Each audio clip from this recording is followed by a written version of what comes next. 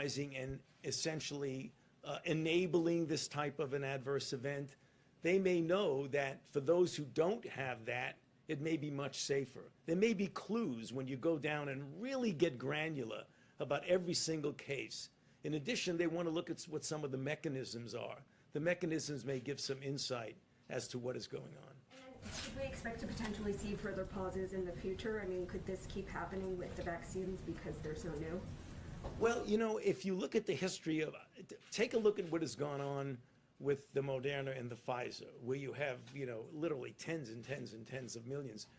Watch this carefully. There have been no red flags. When you have a red flag of something that is as serious as thrombocytopenia,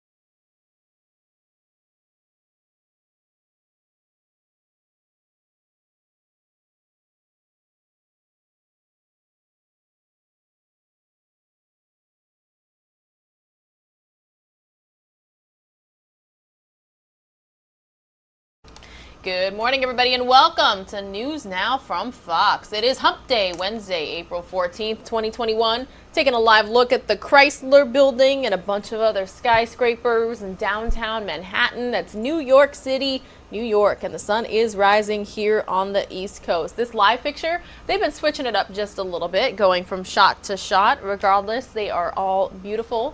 We will likely continue to take a look at the sunrise together in New York right here this morning on News Now from Fox. Meanwhile, everybody, good morning. My name is Pilar Arias. I'm coming at you live from the News Now from Fox East Coast Hub right here in Orlando, Florida. Got your morning brief ready to go for you. That's the top stories from across the country that you want and need to know about before you start your day. As you can imagine, we'll be keeping a very close eye on the situation unfolding in Minneapolis and Brooklyn Center, which is a suburb of Minneapolis. Essentially the unrest that continues in Minnesota after a recent police shooting. So I do want to bring the latest to you right here on News Now from Fox. Police taking at least 60 people into custody during the third consecutive night of protests in Brooklyn Center, Minnesota, following the death of 20-year-old Dante Wright. Fox News correspondent Marianne Rafferty has the latest and how tensions boiled over as peaceful demonstrations turned violent.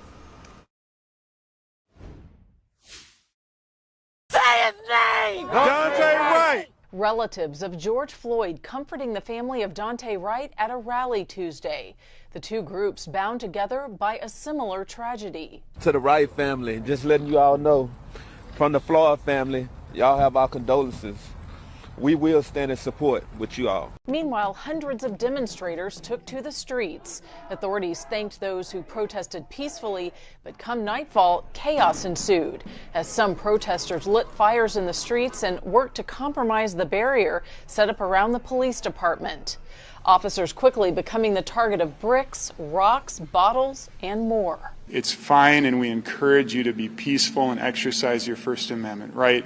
It is not acceptable and will not be tolerated if you choose to come and do criminal activity. Police soon swarming the area, deploying flash grenades and smoke bombs to disperse the crowds, resulting in dozens of arrests. If we stop the violence before it gets super out of control, it's safer for, again, the community. We're trying to maintain order so people can peacefully protest without getting things lobbed at them. The death of Dante Wright is also triggering a national response as additional protests unfolded in Chicago, Philadelphia, Portland, and Seattle. Kim Potter, the officer who shot and killed Dante Wright, and the Brooklyn Center police chief have since resigned. The city mayor hopes this will help the community start to heal. Marianne Rafferty, Fox News. All right, everybody, we are continuing to get reaction on social media as well as coverage from reporters. This is from Robert Sherman saying firecrackers and flashbangs flying as law enforcement clears out protesters here in Brooklyn Center, Minnesota. This is from Ben Crump, the attorney, saying after 26 years, you know your duty weapon is on your dominant side and your taser is on your non-dominant side. You know the weight of a gun versus the taser. You know the color of the gun versus the taser. Daunte Wright's death was no accident. Hashtag justice for Daunte Wright. This is from Alexandria Ocasio-Cortez, AOC for short, saying Daunte Wright's killing was not a random, disconnected, quote-unquote accident. It was the repeated outcome of an indefensible system that grants impunity for state violence, rewards it with endlessly growing budgets at the cost of community investment, and targets those who question that order. And this is from former President Barack Obama. Our hearts are heavy over yet another shooting of a black man, Daunte Wright, at the hands of police. It's important to conduct a full and transparent investigation, but this is also a reminder of just how badly we need to reimagine policing and public safety in this country. And this is from Speaker of the House Nancy Pelosi. Daunte Wright should still be alive today. Our hearts ache for his family and for the Minneapolis community currently seeking justice for George Floyd. This epidemic of injustice cannot continue. Again, we will continue to follow all the latest out of Minneapolis, Minnesota for you right here on News Now from Fox. But we're going to continue on with your morning brief, the top stories that you want and need to know about. This is what I like to call mission control, everybody, where all the magic and beauty of News Now from Fox happens right here at the East Coast Hub in Orlando, Florida. You don't just hear or see the host. We control the entire show, the audio, the video, the graphics, everything. So, yeah, we've got audio boards, we've got keyboards, we've got mice, we've got this main board here that helps us operate the show. Kind of a behind-the-scenes look at who we are and what we do. We're all about the live, raw, unfiltered. We bring you the breaking news as soon as it happens, as soon as we have information, and as soon as we have a live picture. So, we're going to continue on with your morning brief, the top stories that you want and need to know about before you start your day. Perhaps you're heading to work, perhaps you're heading to school, perhaps you do both in person, hybrid, virtual. Regardless, we've got you covered right here on News Now from Fox. So coming up next here, we are going to get the latest on other top stories from across the country. We are going to head back out to the courtroom in Minneapolis, Minnesota to get the latest on the Derek Chauvin trial. Your Honor, the state of Minnesota rests. Prosecutors rest their case Tuesday in the trial of Derek Chauvin after 11 days of testimony.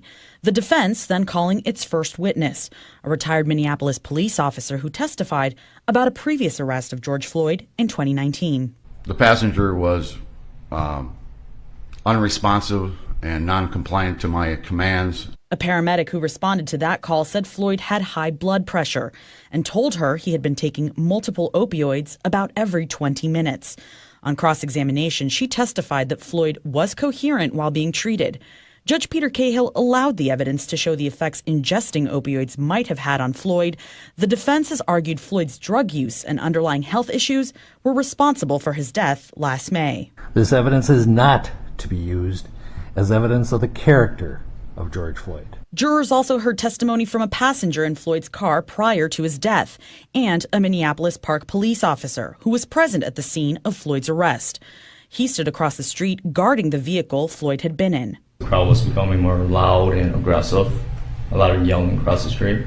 Did that cause you any concern? Concern for the officer's safety, yes.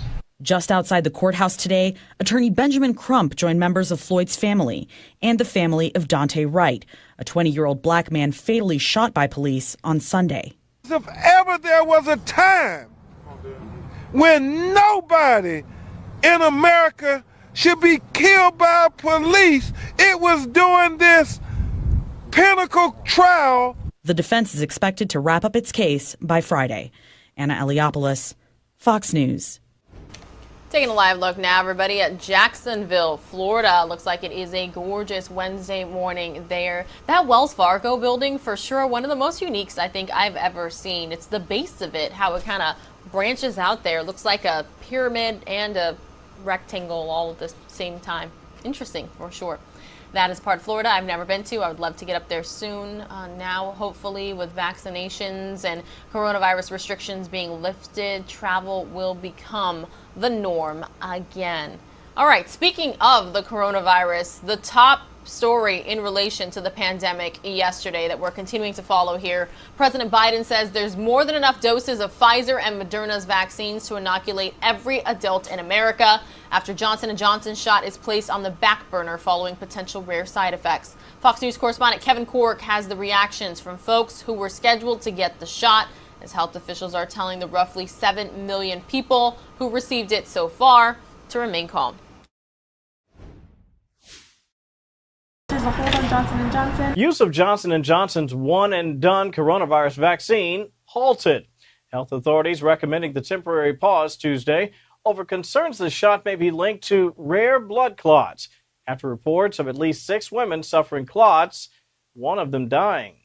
The decision generating mixed reactions. They told me that it was changed to Moderna, so I felt more comfortable. Others are disappointed, citing the shot's convenience factor. Now I have to get this shot and to come back next month, whereas if it was Johnson & Johnson, it'd just be done like today. But for those who have already received it, medical experts say typical side effects include soreness around the injection site and some mild flu-like symptoms. Instead, they warn to be on the lookout for more serious side effects associated with blood clots, including small red dots and bruising on your skin, stomach pain, and leg swelling, roughly 2 weeks after getting the jab. I had the J&J vaccine and had no side effects whatsoever.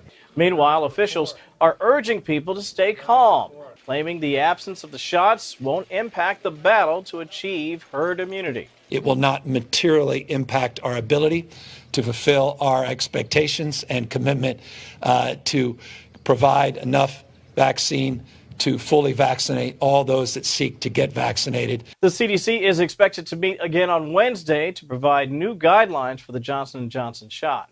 In Washington, I'm Kevin Cork, Fox News. Hey, we're also in Washington. Here's a live look at the Capitol there in Washington, D.C., Capitol Hill. We are continuing on with your morning brief, the top stories that you want and need to know about before you start your day. We are going to head south to the U.S.-Mexico border here next because intelligence agencies are warning of potential immigration surges from countries in Central America. This comes as authorities deal with an unrelenting stream of illegal immigrants trying to enter the U.S. from Mexico. Fox News correspondent Rich Edson reports from the Rio Grande Valley. So right now it's a typical deal, like the migrants are crossing hourly. Texas state troopers are out on the Rio Grande River trying to prevent that in the middle of a major migrant surge. They'll literally put in the water right here. You can see the vehicle hiding over there. This is one of their hot landing areas right here. A riverbed strewn with punctured rafts, discarded clothes, and food wrappers. The troopers say sometimes cartels will drop off dozens of migrants at one spot to distract Border Patrol and then run drugs across at another point. This week, the troopers have driven congressional Democrats and Republicans down on the Rio Grande to see this challenge firsthand. We're here to solve problems. We're here to figure it out. We're not here to score political points or point fingers at each other. I don't really care about beating up the president for making a mistake with his executive orders on January 20th. I think it's just for the good of the American people and the safety of our country. Let's just fix it. Democrats and Republicans have largely offered different approaches to blunt this surge. The Biden administration proposes the U.S. spend billions more to improve life in Central America, an attempt to stem the drivers of migration. The administration says the U.S. has secured agreements from the governments of Mexico, Guatemala, and Honduras to bolster forces to halt some of the migration ending up here. And while Washington debates, all right, so hold on, guys, we're coming up. The patrols here continue. Texas state troopers say they're out on this river 9 to 10 hours a day, working with federal partners, patrolling on the border area. But on top of that, they also say this becomes a humanitarian issue when people show up here dehydrated, in trouble, and sometimes in the river. Rich Edson, Fox News. All right, everybody. Again, good morning. Thank you so much for tuning in to News Now from Fox. As you can see on the left-hand side of your screen, we have XRAD radar up. I do want to bring it to you in full right now to take a look at current conditions across the country. So, much like yesterday, the Midwest and north part of the country experiencing those colder temperatures, 19 degrees in the Billings, Montana area. You've got Omaha, Nebraska in the 30s, and then Chicago at 37. And then as you head southwest, southeast, all the way to the deep south. You can see the temperatures definitely warm up. You've got 73 degrees in the heart of Texas, San Antonio, and then you're looking at South Florida as well, about 70 degrees. So yeah, New York sitting in at about the mid 40s right now. Hope you guys are comfortable wherever you are waking up from. Hopefully you get some gorgeous sunrise live pictures as well. You know, News Now from Fox is on social media. We are on Twitter at News Now Fox. So please tweet us your photos. You might even be featured on the show. Wouldn't that be cool? Continuing on with your morning brief, the top stories from across the country. This one making headlines yesterday into today as well because President Joe Biden's going to be speaking on it. America's longest war may finally be coming to an end, but finishing this so-called quote-unquote forever war may not be easy. Fox News national security correspondent Jennifer Griffin has more on the Biden administration's plan to pull out troops from Afghanistan.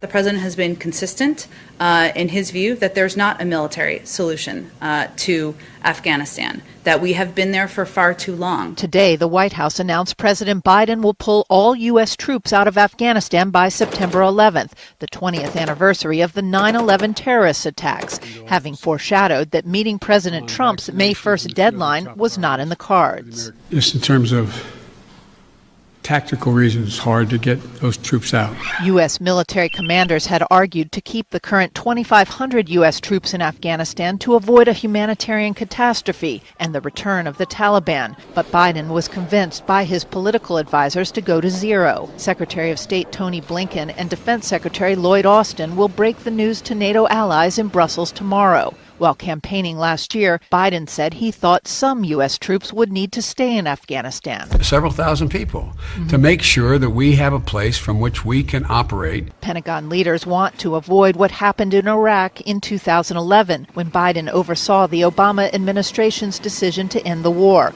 pull all U.S. troops out, then have to return 3 years later to fight ISIS. Biden also vowed to end the war in Afghanistan during a 2012 debate. We are leaving in 2014. Period. Republicans and Democrats balked at today's announcement. I always have concerns when we announce timelines to our adversaries and our allies. I just think it's a pretty bad strategy. Quote, it is far more difficult to end a war than to start one. Almost 20 years on, it is clear we won't win the war in Afghanistan, but there are still devastating ways we could lose, Democratic Congressman Seth Moulton said in a statement. A senior administration official told reporters the September 11th deadline is not conditions-based, which he said would be a, quote, recipe to stay in Afghanistan forever. At the Pentagon, Jennifer Griffin, Fox News. Taking a live look now, everybody, just outside of the Fox News headquarters in New York City. You can see the sun has risen there, and New Yorkers are off to start their day. This live picture used to look so different pre-pandemic days. A lot more cars on the road, taxis on the road, buses and the like. But still, it appears that life is getting back to somewhat normal now that millions of Americans are being vaccinated. So we are continuing on with your morning brief here on News Now from Fox. Staying at the White House, President Biden's press secretary says he does not agree with the Democratic Congresswoman calling for the end of policing and incarceration in the wake of the latest shooting. The president and vice president met yesterday with members of the Congressional Black Caucus. Fox News White House correspondent Kristen Fisher has the latest. It's been a pretty painful week. President Biden opening his Oval Office meeting with members of the Congressional Black Caucus by acknowledging the death of Daunte Wright. That god-awful shooting. Vice President Kamala Harris says the 20-year-old should still be alive and that his death is a reminder of why the White House is now focused on passing the George Floyd Justice in Policing Act. We know that folks will keep dying if we don't fully address racial injustice and inequities in our country, from implicit bias to broken systems. But Democratic Congresswoman Rashida Tlaib believes the system is too broken to fix. Quote, policing in our country is inherently and intentionally racist. Daunte Wright was met with aggression and violence. I am done with those who condone government-funded murder. No more policing, incarceration, and militarization. It can't be reformed. Republican Senator Kevin Cramer is now calling her words ignorant and inappropriate. To call Representative Tlaib's reaction an overreaction would be a disservice to how radical that is. And White House Press Secretary Jen Psaki stated unequivocally today that the president also disagrees with Congresswoman Tlaib. What I can state from here is that that's not the president's view. The president's view is that there are necessary, outdated reforms that should be put in place. During the campaign, then candidate Biden had promised a National Police Oversight Commission. But that commission is now on hold indefinitely while the White House focuses on pushing through the George Floyd Act, which would set national standards for police behavior, ban the use of chokeholds and no-knock warrants, and end qualified immunity for police officers. Senate Majority Leader Chuck Schumer said today that he will put the bill on the Senate floor for a vote. But as of now, it does not appear as though Democrats have the 60 votes needed to pass it. At the White House, Kristen Fisher, Fox News. All right, everybody. Well, Washington mourned the loss of Capitol Police Officer William Evans in a ceremony in the Capitol Rotunda yesterday. President Biden attended and shared his personal reflections on loss. Fox News correspondent Ray Bogan is in Washington with more on the ceremony and what Congress is doing to further boost up security. Fallen Capitol Police Officer Billy Evans laid in honor in the U.S. Capitol Rotunda after he died in the line of duty April 2nd. Officer Evans' family watched as his casket was carried into the building he protected for 18 years for the final time. Losing a son, daughter, brother, sister, mom, dad, it's like losing a piece of your soul. In Billy Evans, the Capitol Police lost a respected officer, a wife lost her beloved husband, and 2 children lost their father. The ceremony centered on Officer Evans' love for his children. President Biden picked up the dropped toy of Evans' daughter Abigail. Evans' son Logan wore a police cap. To Billy's beloved children, Logan, Abigail, I want you to know that we are forever indebted to your dad. Officer Evans died defending the Capitol, its institutions, and the thousands of people who come here to do the people's business. There are a series of upcoming hearings on Capitol security in the wake of the January 6th riot. Lawmakers are still discussing the fencing around the Capitol complex and how much, if any of it, should be made permanent. They will also likely restructure the Capitol Police chain of command and make changes to the Capitol Police Board. We're talking about money, and we want to make sure that it is the appropriate amount, nothing less than we need, but nothing more than we need, and appropriately prioritized to, again, open up the Capitol so that it is the temple of democracy. There are currently 2,300 National Guard personnel defending the Capitol through at least May 23rd. In Washington, Ray Bogan, Fox News. Taking a live look now, everybody, at Ocean City, New Jersey, where the sun is rising, and I certainly wish I was beachside taking a live look at such a gorgeous view as this one. You can see the flags wavering in the wind there and some birds flying around. Most of you are going to see a 2-minute commercial break. We will continue on with top stories from across the country, lighter, happier news when you return here on News Now from Fox.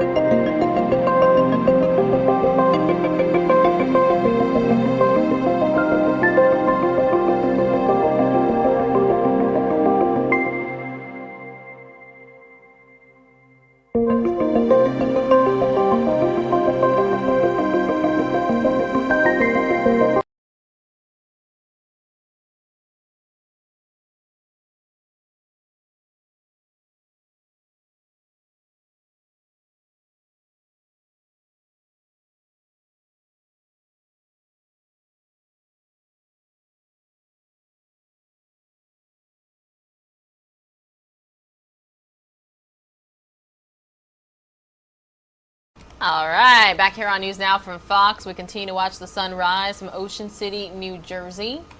Such a beautiful sight. Shopping and gas are taking more of our money. Fox Business Network's David Osmond has that story and more in this most recent Fox Means Business report. It's costing you more to shop and fill up. The Consumer Price Index rising by 2.6% in March compared to the same time last year. That's the highest gain in more than 2.5 years. Gas and food were two big drivers behind the jump.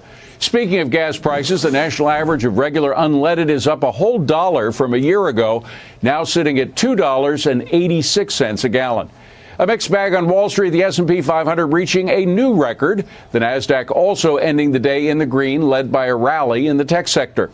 But the Dow finishing lower, dragged down by the CDC and FDA recommending to put a pause on the Johnson & Johnson vaccine over reports of blood clotting issues. And finally, the Great White North comes out on top. The U.S. News & World Report ranking Canada the best country in the world in 2021. The study taking into account things like quality of life and social purpose. The U.S. coming in at number 6. That's business. I'm David Asman. All right, we are now live in downtown Chicago, Illinois, amongst the skyscrapers. Absolutely positively gorgeous. And it does look like the sun is beginning to rise there on the Midwest. It's 6:25 here on the East Coast. If you're just waking up with us across the country, worldwide, where News Nowers are, thank you so much for starting your day with us right here. Well, if you're in the market for a job, it appears that there is a nationwide truck driver shortage, and it's creating delays for your deliveries. Fox Business Network's Lydia Hugh is at a driving school in New Jersey with more. Experts say the shortage in truck drivers could lead to increased costs for consumers to pay for shipping across the country. I'm with Victor at Easy Wheels Driving School in Secaucus, New Jersey, and right now Victor's taking us for a spin around the closed driving course that students use to practice their skills. Now, Victor says the pandemic is adding to the shortage because right now it's taking longer for students to get their commercial driver's license. Before, he says it would take about 2 months. Now it can take 6 months or longer in New Jersey. And he says that experience, that length in time, is being felt across the country. It's not just here in this state. Now, the shortage in drivers started brewing before the pandemic. The American Trucking Association's estimated about a shortage of 60,000 drivers in 2019. And they say it's expected the shortage just got worse during the pandemic as drivers left the industry, and it's been very slow to add new drivers. Some say if the industry can't add more drivers soon, that the cost for consumers could soon start mounting. Listen to this. We'll start to see it at some point as consumers. Maybe it just takes longer for you when you order something online. It's going to take longer to get to your house, and that they can no longer meet the delivery times that we're currently accustomed to. The good news is the field of truck driving is rich with opportunities for anyone who needs it. And Victor says that he is standing by at Easy Wheels Driving School in Secaucus, New Jersey, ready to help people acquire their commercial driver's license so they can get on the road and get back to work. We're in Secaucus, New Jersey. Lydia Hu for Fox Business. And we are in Dallas, Texas right now on News Now from Fox. It looks like they're getting a little bit of wind in the area because the camera is shaking around a bit, but you can see plenty of headlights and taillights. Not sure which freeway that is, but there are plenty of North Texans on it. And you can see the iconic downtown Dallas skyline. One of the things that I recognize the most about Dallas, I have been to Dallas, it's a great city, really great barbecue, by the way, is that skyscraper that has the green outline. I feel like anytime I see a live picture of Dallas without knowing where it is, as soon as I see that building there on the right-hand side of the skyline, I know that it's Dallas, Texas. So again, everybody, good morning. Thank you so much for starting your day with us right here on News Now from Fox. You know me, I like to end the morning brief with some lighter, happier news. Anybody like tulips and springtime, you know, blooms and blossoms? Well, I'm going to take you out to the state of Washington here next on News Now from Fox. A return to normal this spring for a tulip festival in the state of Washington that's giving visitors a nice boost along with local businesses. Fox's Grace Lim has the story. It's beautiful, but it's a little chilly. A little chill in the air didn't stop the Ornowskis from enjoying the sunshine and their favorite ice cream at Snow Goose Produce in Mount Vernon. Chocolate, vanilla, mango sorbet. Delicious. Anytime the sun shines, we're really busy. People like to eat ice cream when it's nice and sunny outside. All right, $6.77. Like many small businesses, the family-owned market was hit hard last year because the Skagit Valley Tulip Festival was canceled due to COVID. Thanks, guys. Have a great day. The annual event brings in 400,000 visitors and $65 million into the local economy. We just didn't have the people coming through, and understandably, that was the safe choice to make for everyone. But with the sun shining and the Tulip Festival in full bloom, Fairman says she is grateful to be back up serving ice cream again. We're very excited, and you know, obviously a very unique situation to have the peak of the sort of tulips bloom align with such a beautiful week of weather. Lucky strike. Papa loves those. The Anderson family has been coming to the Tulip Festival for more than 30 years. Look at them. Only to have their family tradition put on hold last year. It's been hard to miss out on kind of all the traditions. You know, I live in California, and so I didn't get to come up for this or come up for Christmas or anything. So it feels a little extra special to be back this year. And after what has been a difficult pandemic for all of us and a late start to spring, the sunshine and warmer temperatures are just what the doctor ordered. Special to be back together this year, that's for sure. That's for sure. Especially after such a hard year. In Mount Vernon, Grace Slim, Q13 News. Guys, those tulips, absolutely positively gorgeous. Gets you in the spring mindset, am I right? A lot of people doing gardening right now, planting and the like. Just trying to get those flowers out and everything looking beautiful. Speaking of sunshine though and nice weather, here's a live look at Tampa, Florida. The sun continuing to rise here on the East Coast bright and early this morning. We are now 10 minutes away from a live report with Fox 9 Minneapolis' Shane Wells getting us all up to speed with the Derek Chauvin trial continuing today.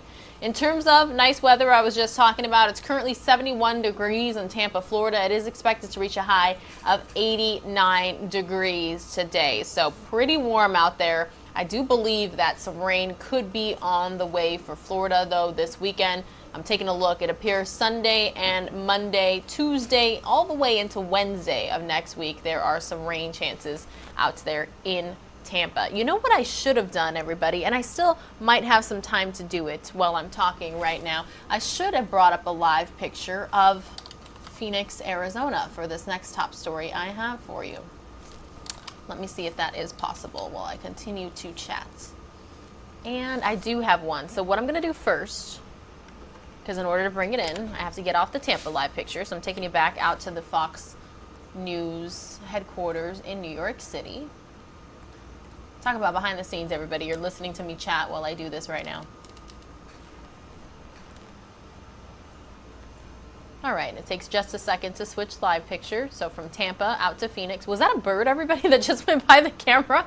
That was interesting.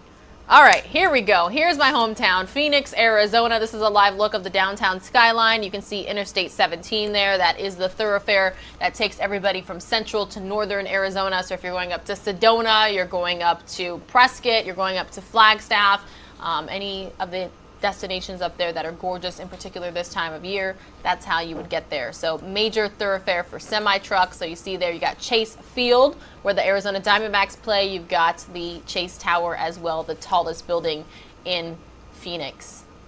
Pretty cool live picture. The reason I took you out there is for this next top story I have for you guys. Having a pig as a pet may not be what people think it is. When that happens, the pigs wind up at a rescue. Fox's Bailey Miller is right there in Phoenix with more. This is Better Piggy Rescue, the home of more than 100 pigs, all of them rescues or surrenders after coming from bad situations. It's a real problem right now with these surrenders. It's people, they're inundating us with pigs because they're just not doing their research. And 6-week-old Bo is their newest addition. A family surrendered him after realizing he was not the pet they signed up for. The guy got him back to the house, realized that he wasn't like a dog at all. The pig was petrified. Danielle Betterman, the director of Better Piggy Rescues, says this is the big issue. Most people don't realize these cute young pigs will turn into bigger pigs that need a lot of care. Having a pig as a pet is a lot of responsibility. It's like having a 3-year-old for 15 to 20 years. Some of these pigs come from abuse and hoarding situations, or they were abandoned. At the rescue, they place the pigs based on their needs and work on socializing and giving them their proper care so they can start a new life with new owners. Show them the kindness that they weren't getting in the first place so that they can be adopted out to the right families. All right, most of you are going to see another 2-minute commercial break. When you return, we will have a segment from Fox 11 Los Angeles for you ahead of a live report from Fox 9 Minneapolis.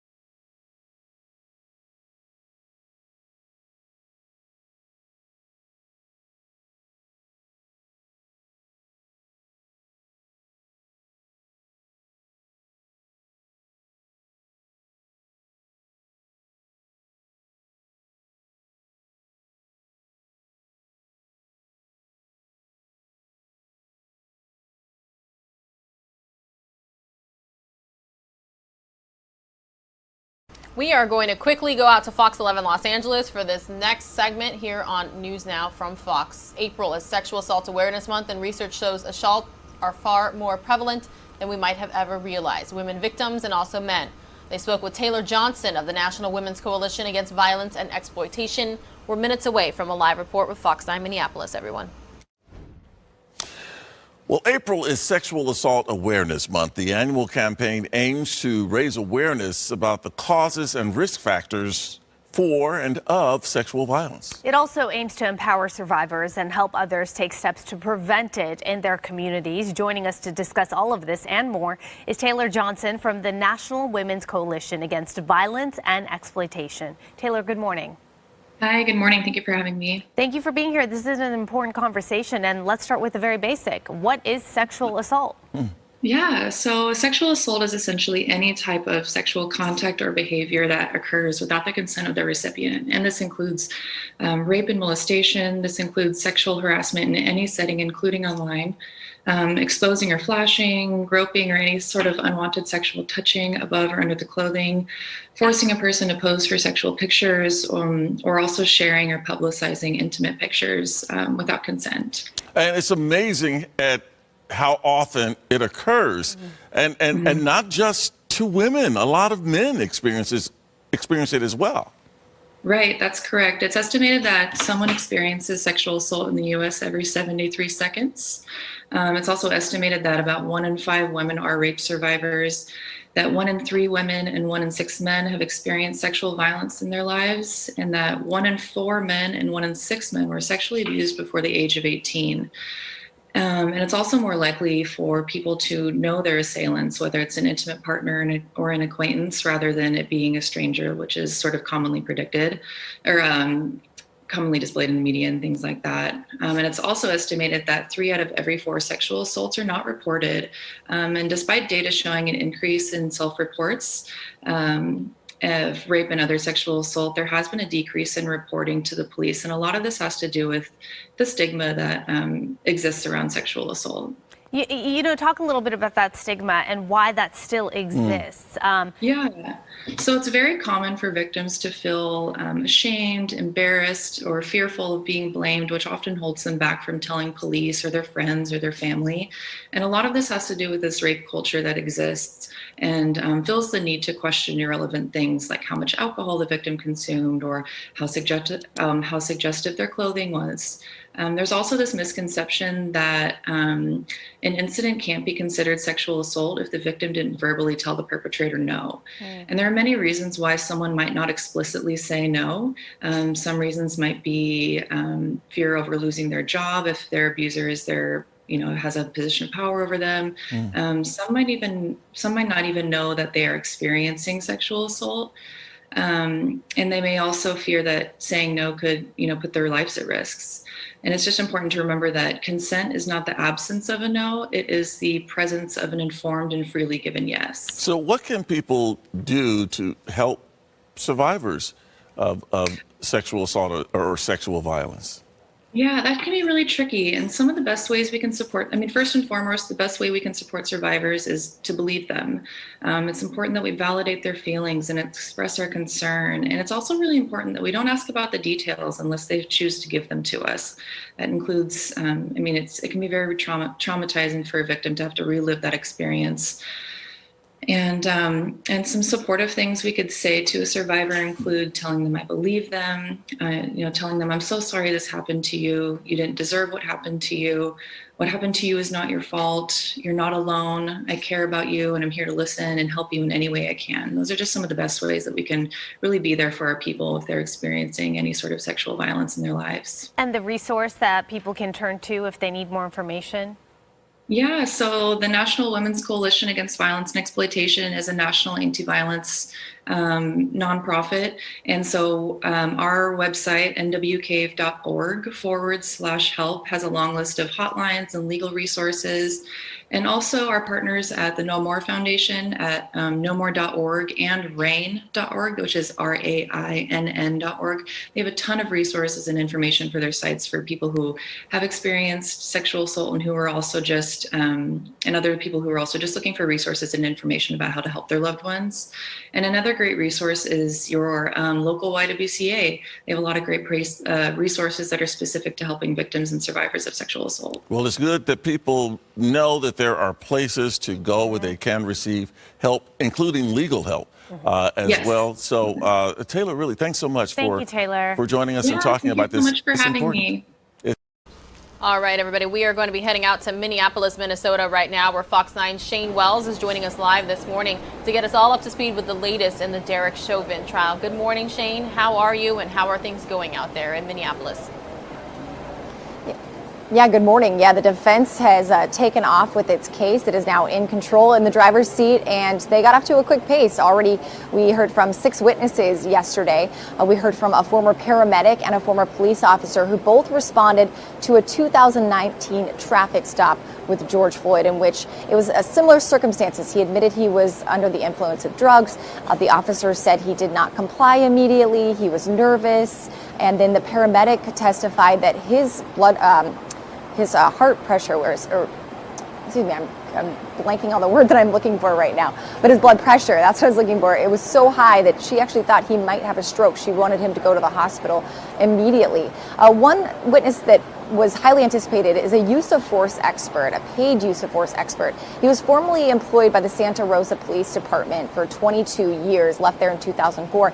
But he said that George Floyd, or that he believed Derek Chauvin was justified in his treatment and actions that day. He said it was reasonable, the use of force. He also said he believed he followed police policies. Now, under cross-examination, he did walk back some of those assertions just a bit. And in an interesting twist at the end of the day, the Santa Rosa Police Department came out to distance itself from him and his testimony, saying that they do not share the same beliefs and values as Barry Broad. That was that use of force expert. Now, today, Pilar, we are expecting to hear from a medical expert who is going to argue that George Floyd died not from a lack of oxygen, like the prosecution said, but instead from a severe heart issues and also drug use, and that combination of the two.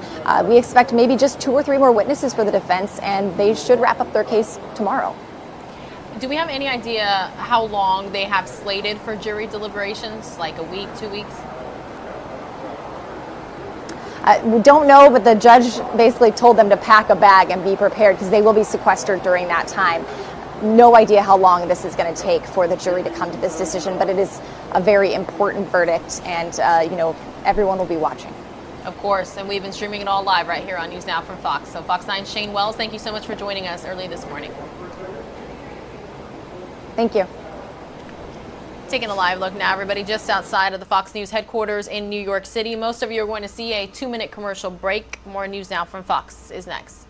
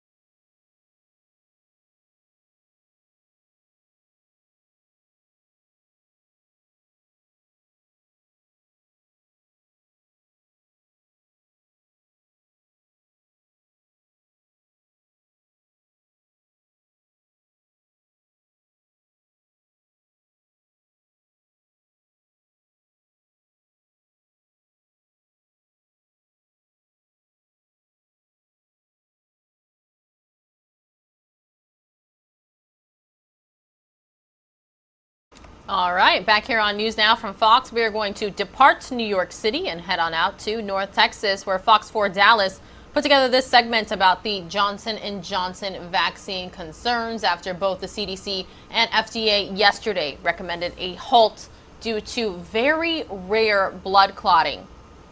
Let's watch.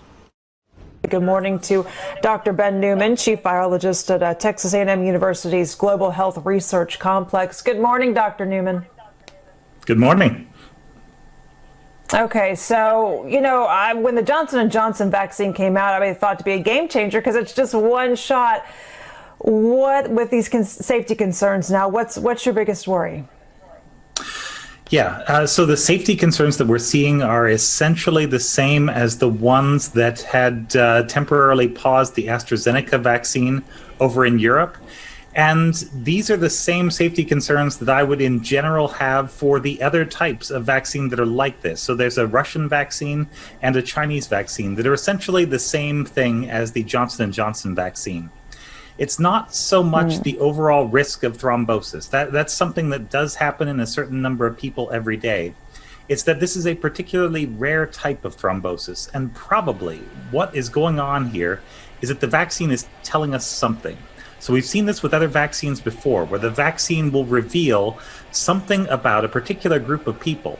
And the problem right now is that this is such a small and relatively rare case that there isn't a lot of data to go on. And so I think the most likely thing is they will pause this, study it for a few days, and I don't know that they will have enough information to conclude that this is unsafe, and it'll probably end up going back in just with a little warning. Eventually, I think we can probably figure out exactly what it is about these people that makes them different. So it's not so much the vaccine as the person getting it. And quite often, what you find with these medicines, you can give a vitamin or something like that along with the vaccine, and it actually takes care of the side effect for you. You just have to figure out what it is. That's where we are right now. Wow. It's 6 people out of 7 million. I mean, when you look at the big picture, this is extremely rare. Still, I think that this is a pretty big setback because a lot of people hear that and think, oh, that's it. I'm not doing the vaccine. They just don't know enough yet. Do you worry about that? Sure. I suppose I worry about people making these decisions without all the information. I mean, the FDA are doing their best to make the decisions with the information they have. And I understand why people would be concerned. But if I could get a dose of this for a relative or one of my own kids that's still not vaccinated, I would still do this, at least once we're allowed to unpause it. Because I would agree, the benefits do outweigh the risks. The one thing in common so far about the people is that they're women and relatively young. And so there's probably something there that we don't understand yet. Yeah. And this really, to me, shows that the FDA and the CDC, they're really closely watching this right now. I mean, if they know about these 6 people and know the effects, I mean, they seem to be on top of this right now. I think so. And the fact that we haven't had something like this out of the Russian vaccine and the Chinese vaccine probably means that the side effect reporting system we have is at least as good or probably a little bit better than the other ones around the world. So, yeah, they're doing what they can to keep everybody safe. And these are trying times, but it's good that we have a number of different vaccine options that are out there.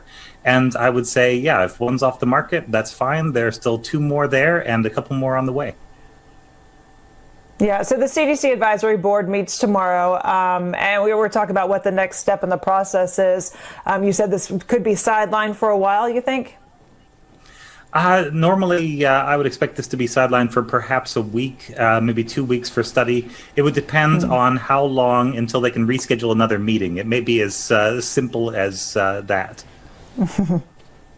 Got it. All right, Dr. Newman, thank you so much for your insight. We appreciate it. Happy to help. Thank you. Good. Back out in Chicago, Illinois, everybody, where it appears the sun has risen. I love the skyline in Chicago. Chicago, one of my favorite cities in the U.S. I have ever been to. Lots of good food, culture, sights, and sounds to check out. And yeah, you've even got beaches along the lake if you like to lay out and dip your toes in the water while standing on the sandy shores. It really is kind of like an ocean All right, coming up next, Fox 32 Chicago putting together this next segment. A new study finds as many as 1 in 3 people infected with COVID-19 have longer-term mental health or neurological symptoms. The study in the journal Lancet Psychiatry found 34% of survivors received a diagnosis for a neurological or psychological condition within 6 months of their infection. And it wasn't just those with severe illness. Joining Fox 32 to talk about the implications is psychologist Dr. Robert Schulman with Rush University Medical Center. Study finds as many as 1 in 3 people infected with COVID-19 have longer-term mental health or neurological symptoms. The study in the journal Lancet Psychiatry found 34% of survivors received a diagnosis for a neurological or psychological condition within 6 months of their infection. And it wasn't just those with severe illness. Joining us now to talk about the implications is psychologist Dr. Robert Schulman with Rush University Medical Center. Good morning to you, Dr. Schulman. Always a pleasure to have you.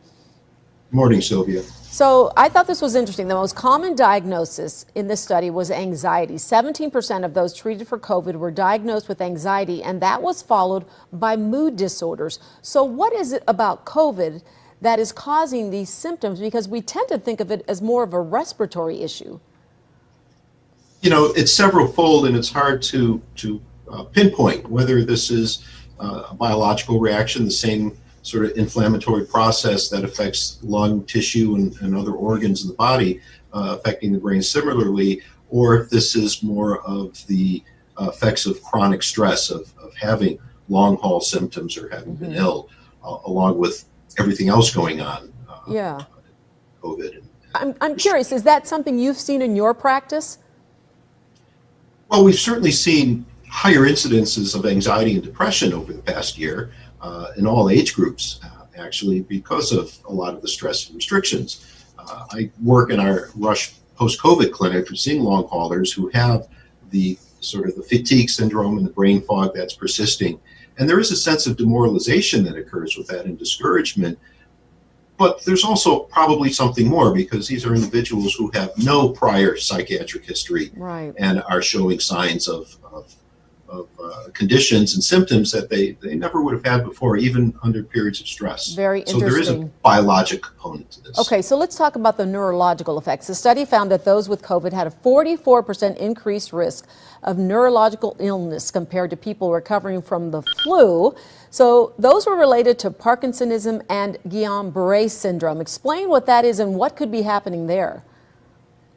So similar to the flu, the Spanish flu epidemic over a century ago, that there was this encephalitis lethargica, the sleeping sickness that occurred back then. And within 18 to 20 years afterwards, they started to see more incidences of Parkinsonism and Parkinson's disease. And this is when Oliver Sacks actually started his work with L-DOPA on a lot of the survivors of the flu epidemic and such.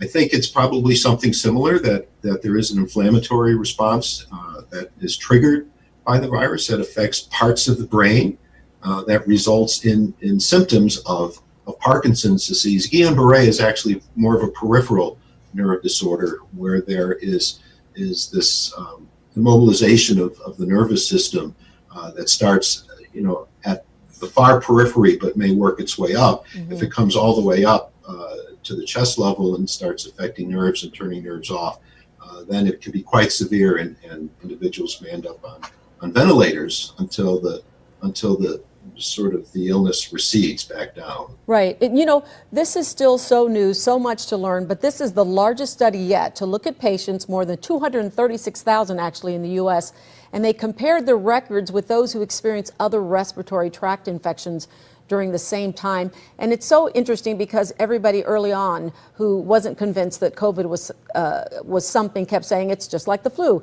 It's just like the flu. We now know it is not. So what can we learn from these results, and what should we do with them moving forward? Well, what we've learned is that it's not the flu, and there's a much greater risk of developing one of these disorders subsequent to infection.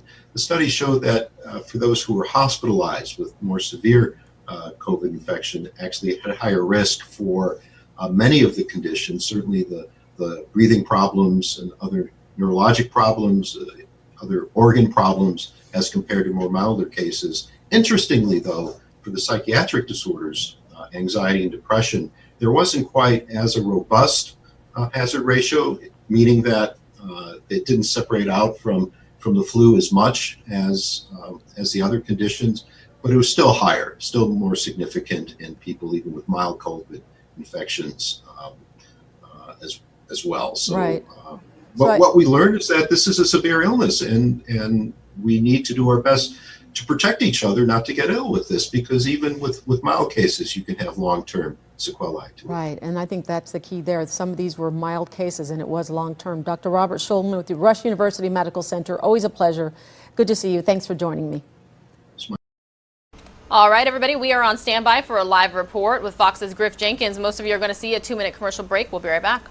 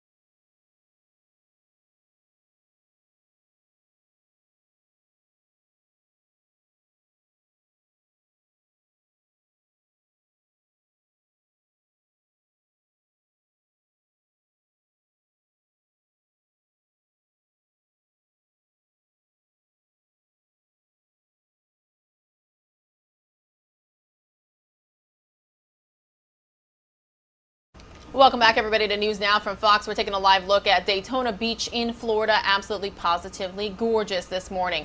We're moving on, though. A major announcement from the White House about America's longest-running war is drawing strong reaction. Fox News correspondent Griff Jenkins joining us live this morning from Washington, D.C., and he has more on President Biden's plan to pull all U.S. troops from Afghanistan. Good morning, Griff. How are you?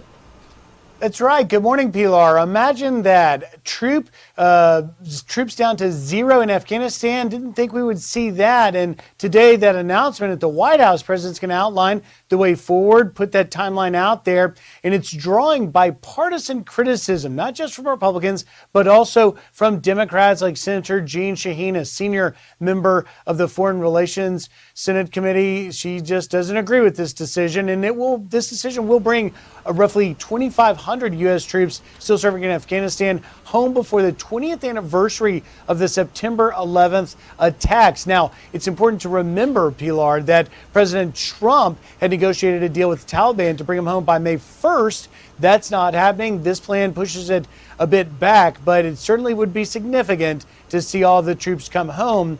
And it doesn't appear any troops will stay behind, but perhaps there may be some sort of force in the, quote, region should they need a reason to go in for security purposes if the Taliban increases their attacks. Pilar? Griff, is it true that President Biden is actually going to be speaking about this today?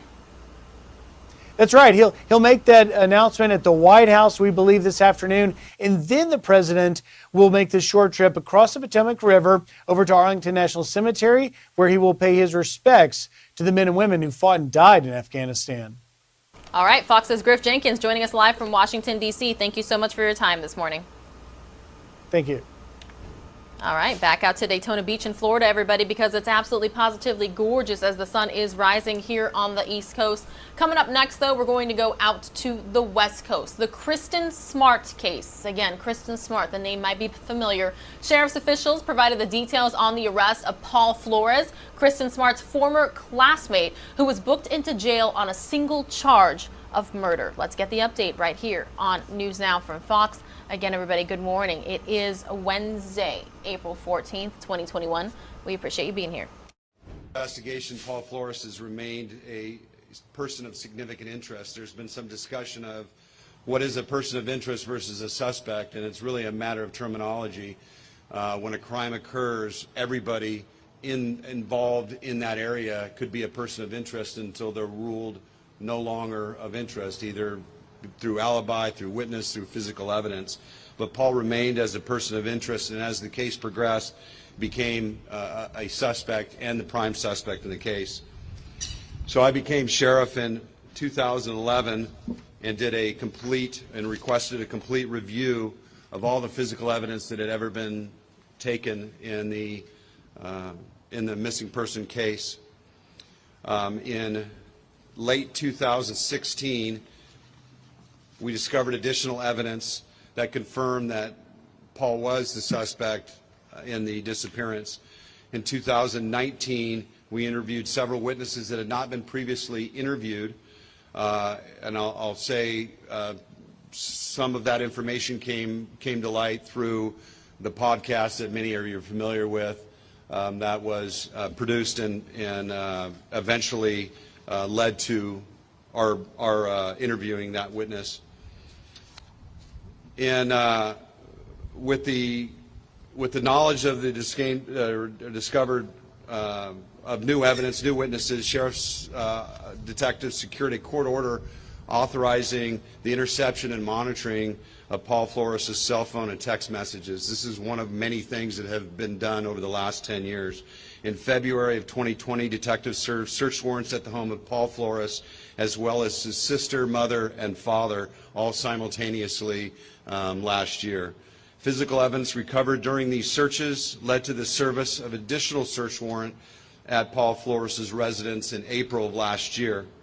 During the search warrant, detectives recovered evidence related to the murder of Kristen Smart. In March of this year, detectives served another search warrant in Arroyo Grande at the home of Ruben Flores, the father of Paul Flores. Additional evidence related to the Smart investigation was discovered at that time. So as a result of this evidence, a San Luis Obispo Superior Court judge signed 2 arrest warrants and 2 additional search warrants. At approximately 07:30 this morning, today, both were arrested simultaneously with a team down in San Pedro, California, and a team in Arroyo Grande, California, and they arrested Paul Flores and his father, Ruben. Paul was arrested for charge of murder with 0 bail, meaning he is unable to bail, and Ruben Flores was arrested as an accessory to murder with a bail of $250,000. We are still currently in the process of executing those search warrants. Could be there for the remainder of the day or even into tomorrow, depending on what they find. Now, I understand that a lot of people want to know what we found in the detail, and that's kind of the question that people continuously ask us and ask me is, what exactly did you find and what exactly do they have that has led to this? Well, I can tell you, unfortunately, the search warrants were sealed, which means I cannot discuss what evidence was found, and probably more importantly is that we have a due process right now. and everybody here is allowed that due process right. That means it has to go to court. There has to be a trial of 12 people and decide his guilt or innocence. So discussing specific items of evidence is just not appropriate at this point. I will say this, and this is probably a question that I will answer at this point, that we have not recovered Kristen. We will continue to focus on finding her remains regardless of any court action. So we will continue the process of finding out where Kristen is. We know that's an important part or important issue with the family. When I took office, one of the first acts that I mentioned was re-examining starting from the beginning, and I often tell people this, that law enforcement solves crimes really two ways, through witnesses and physical evidence. When we lack witnesses, we rely on physical evidence. You hear it in the news all the time about physical evidence that has linked somebody to a crime. Well, that's extremely important to solving a crime. In this case, we were dealing with a case that was, at my point of coming in office, about 14 years old, which makes it very difficult. Since that time, I believe there's a list somewhere, I can't see it, probably somewhere over here. Thank you. That is highlighting what I'm just about to tell you. Since I came into office in 2011, we have served over 41 search warrants on this case, done physical searches of 16 different locations, one of which was back on the back hill, you may remember a few years ago, a complete re-examination of every physical item seized, submission of 37 items of evidence from the early days of the case for modern DNA testing, recovery of 193 items of physical evidence, new physical evidence. We've conducted approximately 137 person-to-person interviews, and in addition completed over 500 additional police reports. I can tell you this file, the size of it is probably the size, if you put it on a hard drive, it's in excess of 3 terabytes. It's that much involved in this case. It's my hope that we're able to take the first step toward justice for the Smart family. Peace for the community, some justice out there for all of us, and most especially for Kristen. I have spoken to the Smart family numerous times, including this morning, matter of fact, twice today. I think they're feeling a bit of relief, but as you can imagine, until we return Kristen to them, this is not over, and we have committed to them that we are not going to stop until Kristen has been recovered, no matter what the cost, no matter what the time. We're committed to that, and I know they believe in us. I know they believe that we will find Kristen. So this afternoon, we have turned the case over to the San Luis Obispo District Attorney's Office. The way the process works, the warrants that were signed by the Superior Court allowed for the arrest and booking of Paul and his father, Reuben. Now the case has been handed to the District Attorney for review and their announcement of further proceedings. I'd like to thank my investigators. There was certainly the investigator that I introduced, Detective Cole, but there was the detective commander that's in the audience, a new detective commander, many people over the years that have worked on this case.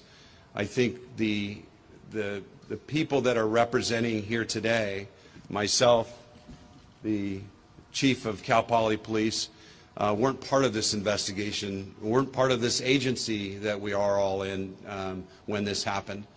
And I think the cooperation that's taken place, I know President Armstrong has really opened the door for us to do and provide us anything that he possibly can, including having this press conference here in Cal Poly today. So I'd like to introduce President Armstrong to say a few words.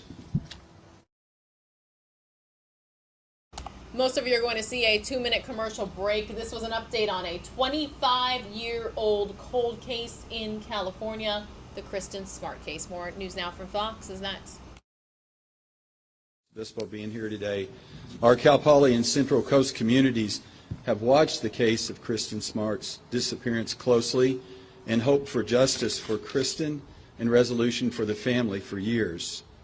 The news today of arrest in connection with the case brings sadness, but also a measure of relief and hope for resolution. While we know that today's developments do not represent the end of the case, it is a significant step.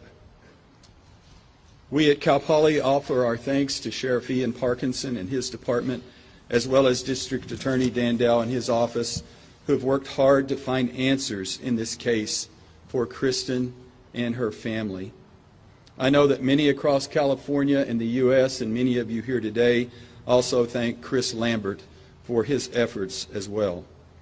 Last, our thoughts and prayers continue to be with Denise and Stan Smart, all of Kristen's family and friends as this process proceeds. Thank you.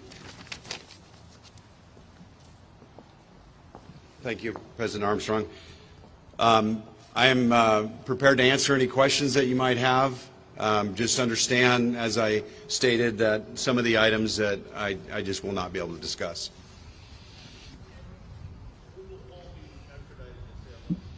He was driven from San Pedro and booked into San Luis County Jail today already, so he's here.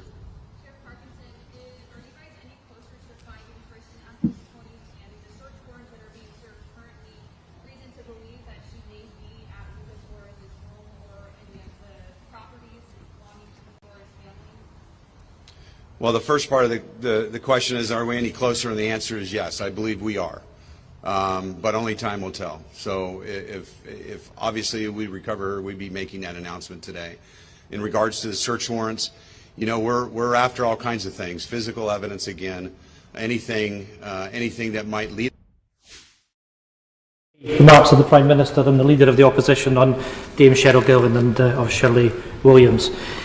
Mr. Speaker, the Scottish Government has passed landmark legislation embedding the UN Convention on the Rights of the Child into Scots law. A real revolution in children's rights. Every party in the Scottish Parliament supported it, Scots Tories. It has been welcomed everywhere, except here in Westminster. Instead of supporting this new law, the UK government is shamefully... All right, everybody, we have switched gears now. We are live in London, United Kingdom, where Prime Minister Boris Johnson is facing lawmakers' questions in the House of Commons. Again, we're watching live raw unfiltered here on News Now from Fox. Can you do everyone a favour by explaining how protecting children's rights in Scotland threatens the Tory government in London? Mr. Speaker, this is complete nonsense. The government of the United Kingdom ratified the UN Convention on the Rights of the Child 30 years ago.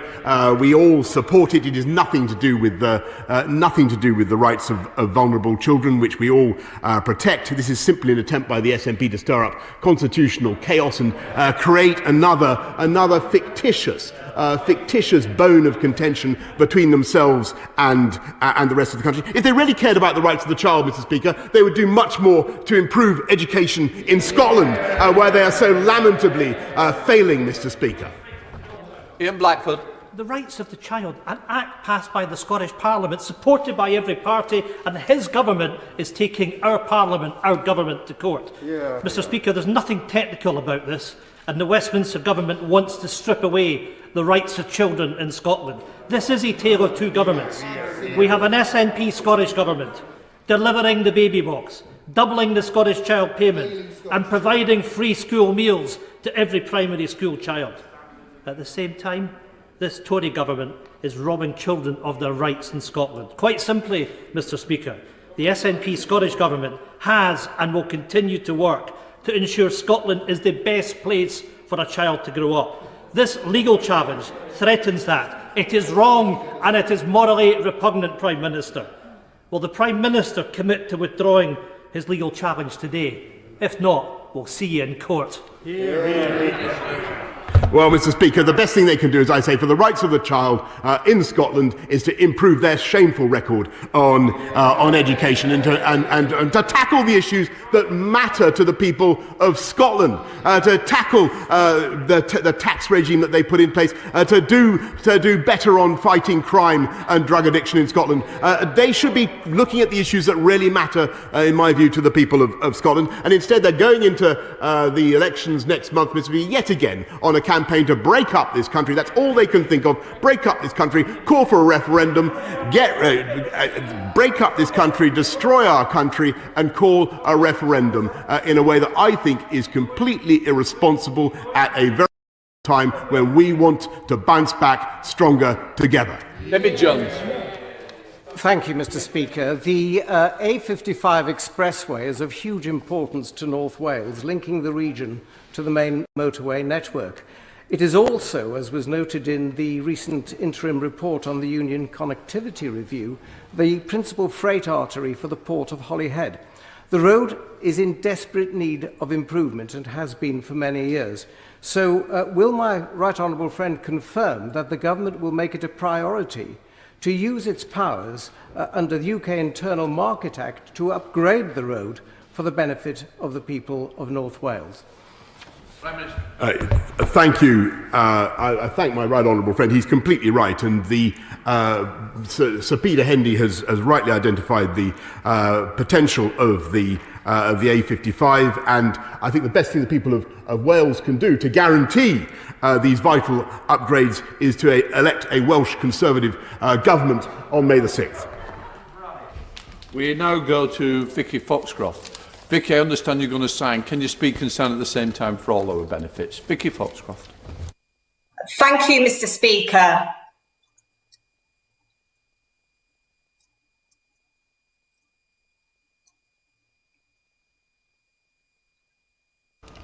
All right, everybody. Again, you are watching News Now from Fox. We're listening in to Prime Minister Boris Johnson facing lawmakers' questions. $6 million spent on the new press room, yet still no interpreter. What message does he think this sends to disabled people? I'm grateful to the honourable lady and grateful for the way she has set out her question. I will revert to her as soon as I can. Sarah Dines. Thank you, Mr. Speaker. Does my right honourable friend agree with me that it is thanks to the sacrifice of the British people during lockdown and the great success of the vaccination programme that lots of small businesses across the whole country and in my constituency in Derbyshire Dales, like Brocklehurst, who supplied clothing to the Duke of Prince Philip, that they can remain open? Will he join with me in a campaign to shop local as we come out of lockdown?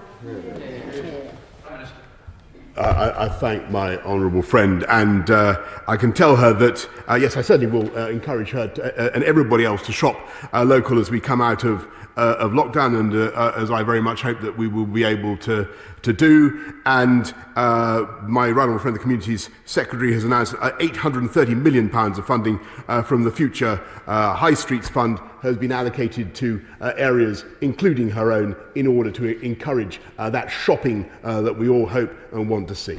Ruth Catherine. Thank you, Mr. Speaker. May I extend my condolences and those of my constituents to the Queen and to the royal family for their sad loss, and also to the families and colleagues of Cheryl Gillam and Shirley Williams. Will the Prime Minister tell this House when he last spoke to former Prime Minister David Cameron? Prime Minister. The honest truth, I cannot remember when I last spoke to Dave, but I can, if she wants to know whether I've had any contact with him about any of the matters that have been in the press, the answer is no. Father of the House, St Peter Bottom. Mr. Speaker, those who helped to develop, to test, to approve and manufacture the vaccines deserve our praise. Will my right honourable friend also recognise that the successful rollout of the vaccination programme has been based on the dedication of the NHS staff and the myriads of volunteers who made the process so easy for so many people? My right honourable friend is completely right. This has been a colossal team effort. It has been led by the NHS with GPs very often doing the lion's share of the work, but they've been supported by the army, by local council officials who have also been absolutely magnificent, and as colleagues have said earlier, by volunteers as well. 16 withdrawn, so we go to Dr. James Davies. All right, everybody, we are going to switch gears here on News Now from Fox. I'm taking you out to Tampa, Florida live, and that's because the sun has risen. It's absolutely positively gorgeous. You can even see some orbs coming into the camera lens there in pink color. Pretty cool, though, right? We are going to take you out next to Fox 11 Los Angeles. They're having a discussion about Daunte Wright. Again, this is a segment from Fox 11 LA. You're watching News Now from Fox. Thanks for being here.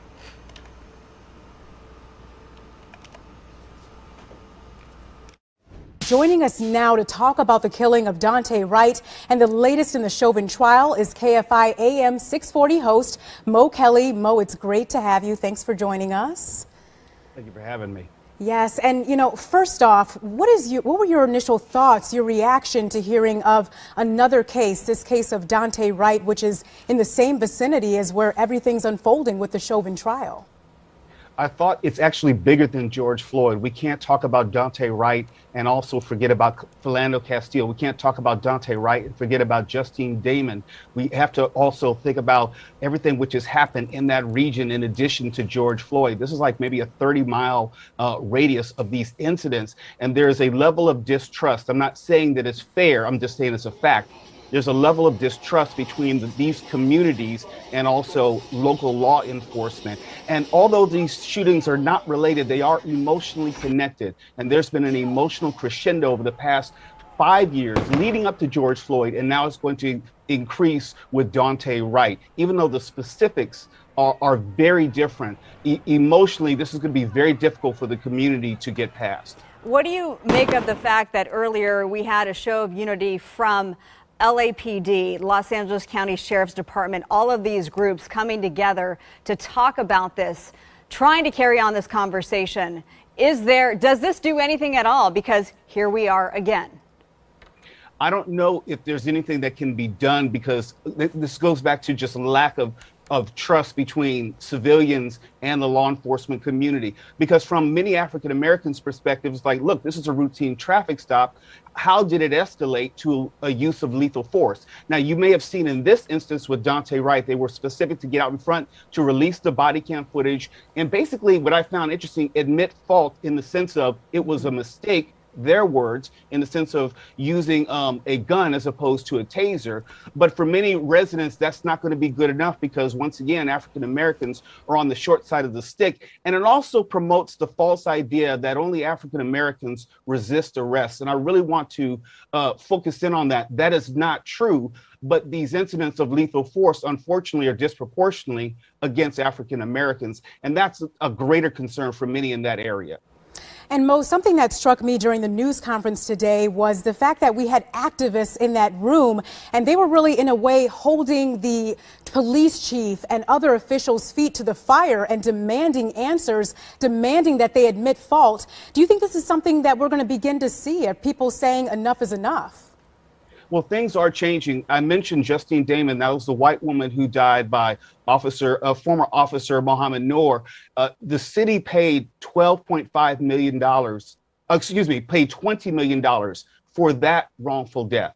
And when you saw with George Floyd, the city paid $27 million. So the city is aware. This is an escalation in the sense of the city's responsibility to address this and somehow create some sort of better policing model for citizenry. So yes, and you saw how the police came out with the video immediately, as opposed to George Floyd, where that video was held back. So the changes are there, but I don't know if it's going to be enough to satisfy people. All right, lastly, let's get your thoughts on the Derek Chauvin murder trial that's, as you say, happening just miles away. The prosecution expected to wrap its case tomorrow. It would be day 12. This is the third week.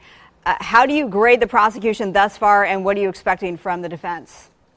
from what I could tell of the prosecution, I thought they have done a thorough job of explaining what we saw in the 9-minute tape. Now, the question is going to be, did they offer too much information? Was it too confusing? Was it too convoluted? Or did they leave themselves opportunities for the defense, I should say, to be able to poke holes and create enough reasonable doubt for one juror not to believe what we've all saw with the videotape? And that will be my concern if I were a member of the prosecution team. All right. Well, we will continue to follow that. And Mo Kelly with KFI AM 640. We thank you so much for being with us tonight. Most of you are going to see a 2-minute commercial break. We're preparing to have a live guest when you return.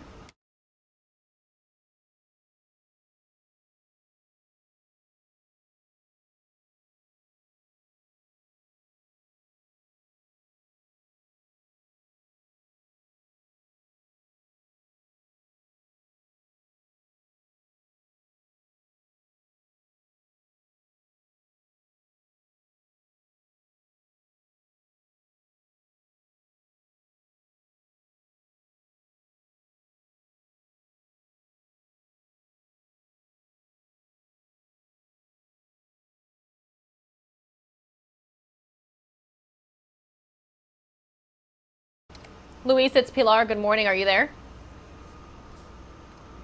How do I say your last name? Is it Alford? Perfect. We do have some vaccine VO, so you will not be on camera the whole time. And yeah, we're just going to talk about this lab test, which is pretty awesome, and the background info that you guys gave us. And then, are you comfortable with answering any questions about the Johnson & Johnson vaccine?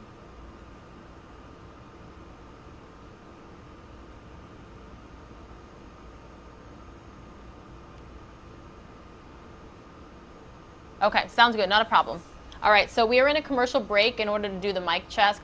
Those who are watching on YouTube can hear us right now, but most other people watch on other platforms, so they can't. So I'm going to be quiet now, but the next time you hear me, we will be live, okay?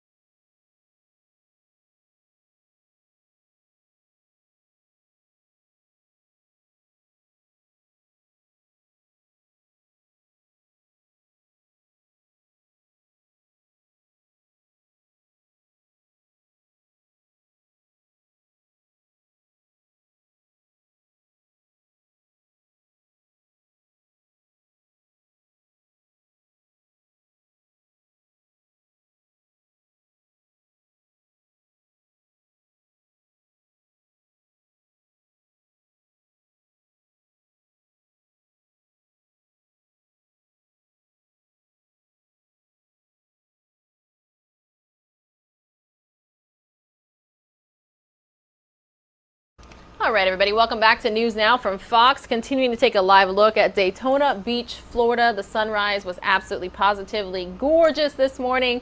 And that's one of my favorite parts about hosting the show, is that we get to wake up together and take a look at the live images across the country. Speaking of live, we do have a live guest joining us now. This is Luis Alford. He is the clinical product manager at Any Lab Tests Now, and he's got some interesting and exciting news for those who have gotten the COVID-19 vaccine. Good morning, Mr. Alford. How are you doing?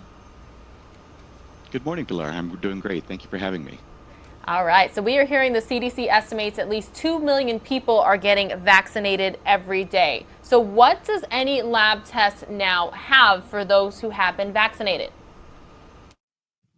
Well, we have a new and interesting vaccine antibody test. And what it is we're looking for the antibodies that are generated by the vaccines that are specific for the spike proteins.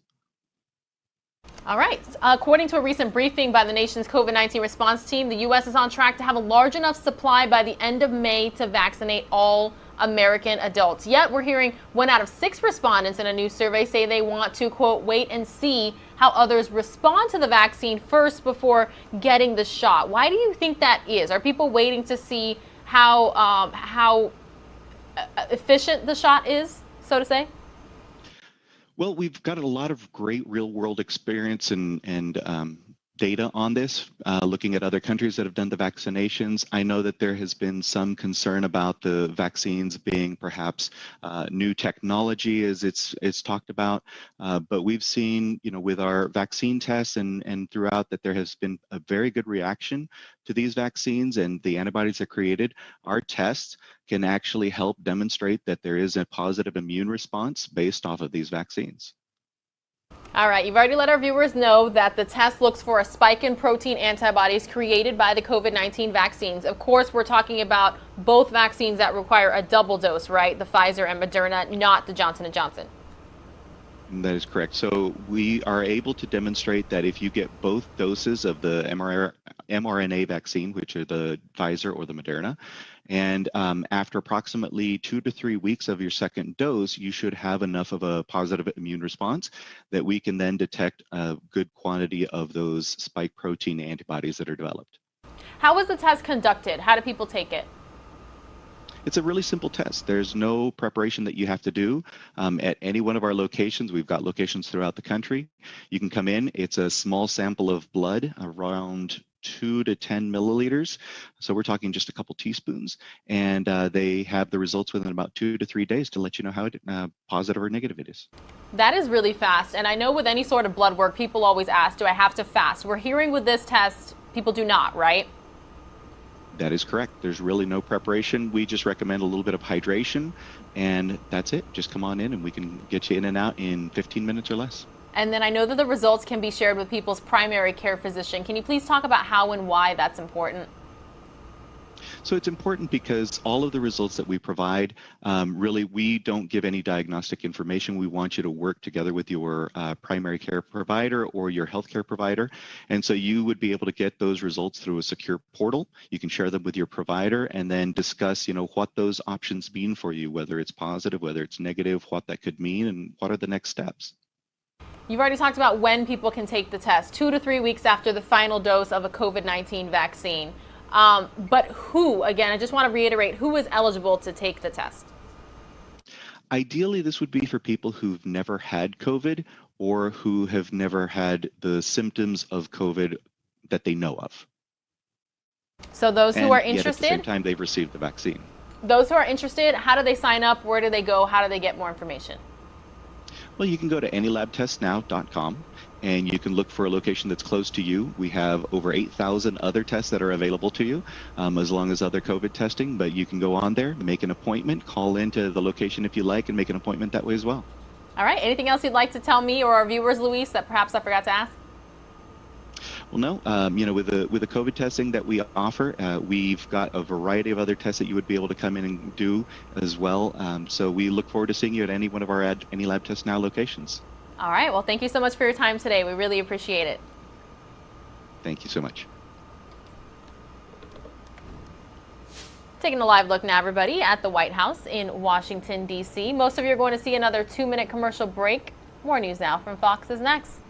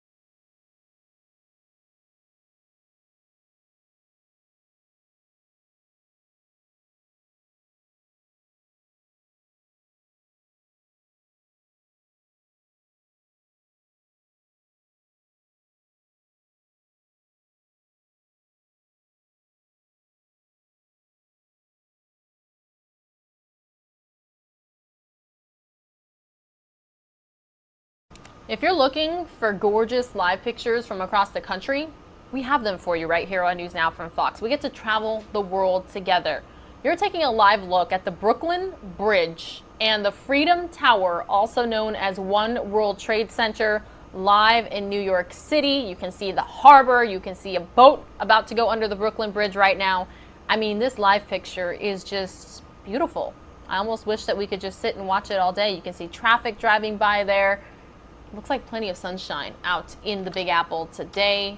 I'm going to check fox5newyork.com. Currently 50 degrees, fair skies out there. They're expected to reach a high of 71 degrees out there today. Low 70s to me is perfect. If there's a little bit of humidity, I can deal. I prefer to not have humidity. But regardless, it's going to be a beautiful day out there in New York City. Wherever you are waking up with us from, thank you so much for tuning in to News Now from Fox. It appears there is a press conference happening live right now by EU Commission President Ursula von der Leyen. She's talking about vaccines. So this is an international feed. I do want to listen in here really quickly, everybody, on News Now from Fox. Again, we're going to listen in. EU Commission President Ursula von der Leyen. Pfizer to 250 million doses in the second quarter. These doses will be distributed, the 50 million doses that we have now additionally, will be distributed pro rata population among the member states. And I think this will substantially help consolidate the rollout of our vaccination campaigns. I want to thank BioNTech Pfizer. It has proven to be a reliable partner. It has delivered on its commitments, and it is responsive to our needs. And this is to the immediate benefit of the EU citizens and population. But let me also focus on the medium term. To prepare for the future, we are drawing the lessons from the first phase of our answer to the pandemic. It is clear that to defeat the virus decisively, we will need to be prepared for the following. At a certain point in time, we might need booster jabs to reinforce and prolong immunity. And if an escape variant occurs, we will need to develop vaccines that are adapted to the new escape variant, and we will need them early and in sufficient quantities. And having all this in mind, and having learned the lessons in this pandemic, we need to focus now on technologies that have proven their worth. mRNA vaccines are a clear case in point. And based on all this, we are now entering into negotiations with BioNTech Pfizer for a third contract. This contract will foresee the delivery of 1.8 billion additional doses of vaccine over the period of 2022 and 2023. And it will entail not only the production of vaccines, but also the essential components. All of that will be based in the European Union. The negotiations we are launching today, and I hope to conclude them very rapidly, are a further important step in Europe's response to the pandemic. Other contracts with other companies may follow. We are in this together, and we will win this fight against this pandemic together. Thank you so much.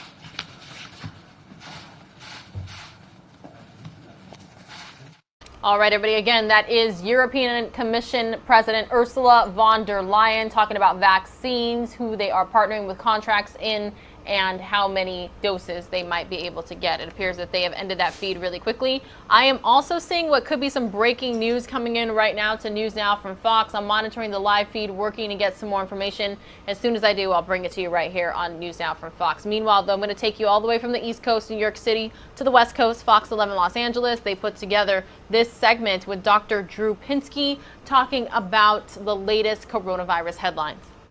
So the push to vaccinate everyone in California comes while other states are taking just a little closer look at the side effects caused by the Johnson & Johnson vaccine, the one that Dr. Drew just got. 3 states stopped administering doses after several dozen people experienced side effects like dizziness, even fainting. A few were hospitalized. Today I asked LA County Public Health Director Barbara Ferrer if she had any concerns about the J&J. these are still, highly effective and very safe vaccines, among the safest actually that we've seen in terms of both side effects and, obviously serious reactions.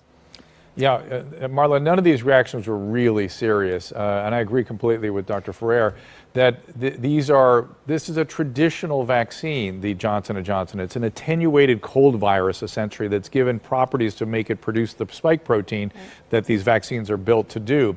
I will tell you, when I got the J&J, I got a little tingly and lightheaded. I did, and I thought, meh, it's vaccine. That's how it goes. And you were I've had that previously from other vaccines too. So you were no big down deal. for the count for a couple of days, you say? Yes, I announced as I was sitting there tingling, I thought, I'm going to get sick. I know it because I react to everything. I have a terrible time with viruses. I have a terrible time with vaccines. And I don't want to discourage anybody from getting the vaccine. The whole time I was a little fevery and uncomfortable, I was thinking, good, my immune system is building the antibodies I want to fight not just COVID-19, but the COVID-19 variants, which are really why I wanted that vaccine. And there are reports that those who have had COVID react even stronger to a vaccine, whether true. it's the Pfizer, Moderna, or the J&J. But my only question, though, is we haven't seen this happen with the Pfizer or the Moderna shots, correct? Where states halt administering these shots. So that's why I'm thinking like there's a little bit more hesitancy for people, including myself, about the J&J. Totally appropriate to stop and look at it and see if there's anything they should be doing differently. But remember, again, with the J&J, and this is one of the reasons I took it also, was you only go through it once. I knew I'd have a reaction. I'm a recovering COVID patient, so that I'm going to do it once. And by the way, this is a traditional platform. It's very much like the flu shot. So people that are afraid of the newer technologies, just get that J&J vaccine. And you went for a run today. And then I went for a run. I'm fully back, all the way back. Okay, good. All right, so now that more and more of us are getting vaccinated, we're starting to wonder how long immunity will last. Dr. Anthony Fauci addressed that issue today. Listen. If it turns out that it is a year or a year and a half, we very well may need to get booster shots to keep up the level of protection. Booster shots, that's the topic. Dr. Fauci on MSNBC today.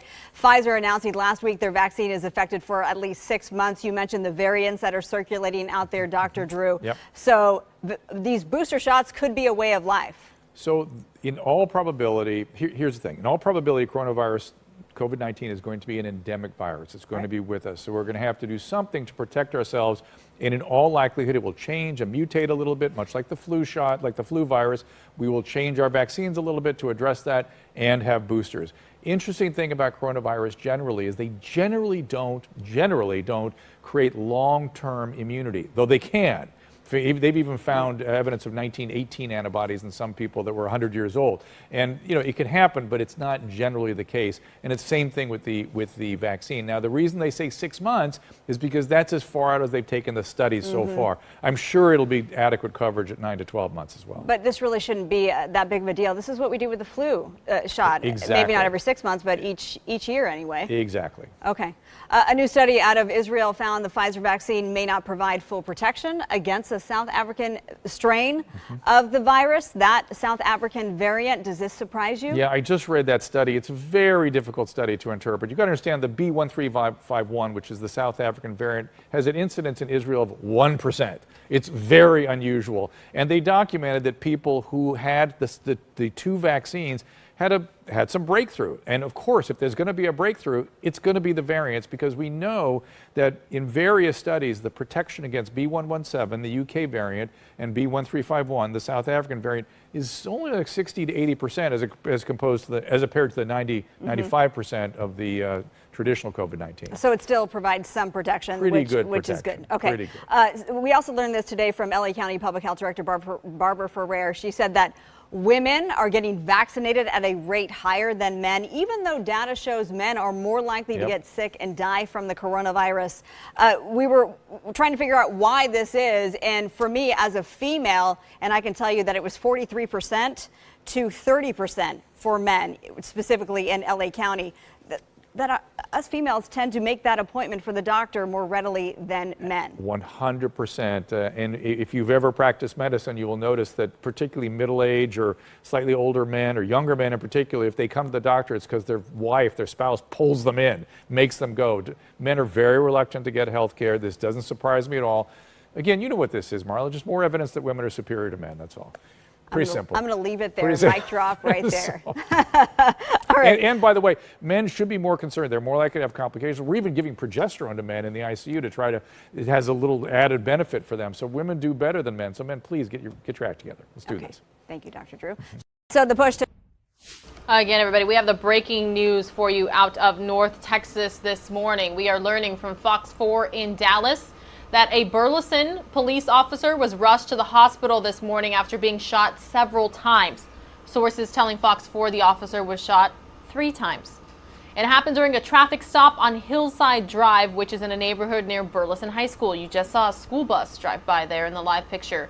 Police have the neighborhood locked down, as you can see here, as they continue to look for the shooter.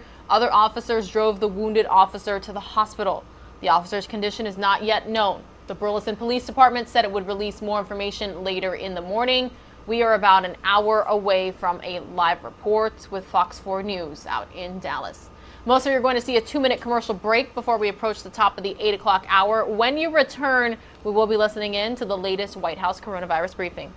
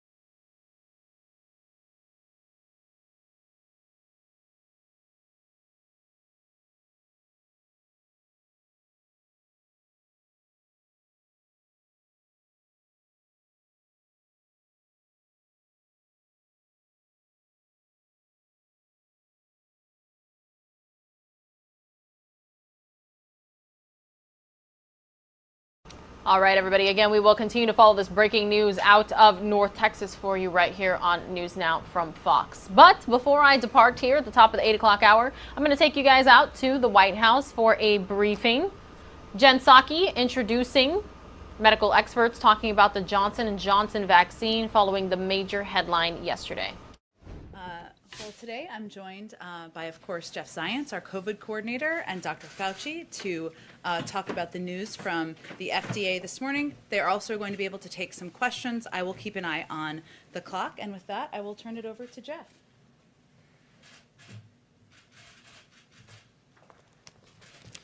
Well, first, thank you, Jen, and thank you to all of you. Good afternoon. As you all know, the FDA and CDC announced earlier today that out of abundance of caution, they've recommended a pause in the use of Johnson & Johnson vaccine as they review data involving 6 reported U.S. cases of a rare and severe type of blood clot in individuals after receiving the Johnson & Johnson vaccine. Let me start by saying that this announcement will not have a significant impact on our vaccination program. The J&J vaccine makes up less than 5% of the more than 190 million recorded shots in arms in the United States to date. The President has always said that this is a wartime effort. We're at war against the virus. And as such, we've mobilized a wartime effort so that we're prepared for a wide range of scenarios. And that's why the President took action earlier this year, before the J&J vaccine was even authorized, to secure enough Pfizer and Moderna doses for 300 million Americans by the end of July. Over the last few weeks, we have made available more than 25 million doses of Pfizer and Moderna each and every week. In fact, this week, we will make available 28 million doses of these 2 vaccines. And as we've done since we took office, we will continue to get the supply out the door as soon as it's available. So we have more than enough supply of Pfizer and Moderna vaccines to continue the current pace of about 3 million shots per day. And that puts us well on pace to meet the President's goal of 200 million shots by his 100th day in office, and continue to reach every adult who wants to get vaccinated. We're now working with our state and federal partners to get anyone scheduled for a J&J vaccine quickly rescheduled for a Pfizer or Moderna vaccine. And we're actually already seeing this happen today at sites across the country where J&J appointments are being adjusted that were for today to actually get Moderna and Pfizer today. So that's happening many places across the country. The President has committed to the American people that his administration will always lead with science, tell the truth, and give Americans the facts as we know them. CDC and FDA will continue to do just that and provide regular updates to the public, and they will do so as they continue their investigation. With that, let me hand it over to Dr. Fauci, and then we'll take questions. Oh, sorry, let me get my mask. Thank you very much, Jeff. Just to follow up a bit and maybe fill in a couple of points from what Jeff said and what our colleagues in the FDA and the CDC said earlier this morning at the press conference. A couple of issues come up of the importance of calling this pause, because people say, what does a pause mean? It really allows both the FDA and the CDC to further investigate these cases to try and understand some of the mechanisms of what it is, some more details about the history of the individuals who were involved that might shed some light on looking forward, what will happen and what we will do. That's the first thing. The other thing is to make physicians out there aware of this, and there are some clinical implications of that I believe are important. For example, if someone comes in with this really rather rare syndrome of thrombotic thrombocytopenia, where you get thromboses, and when you have thromboses, the most common way to treat that is with heparin. That would be a mistake in this situation because it could be dangerous and make the situation much worse. So there's a clinically relevant reason why you want to make this known to people.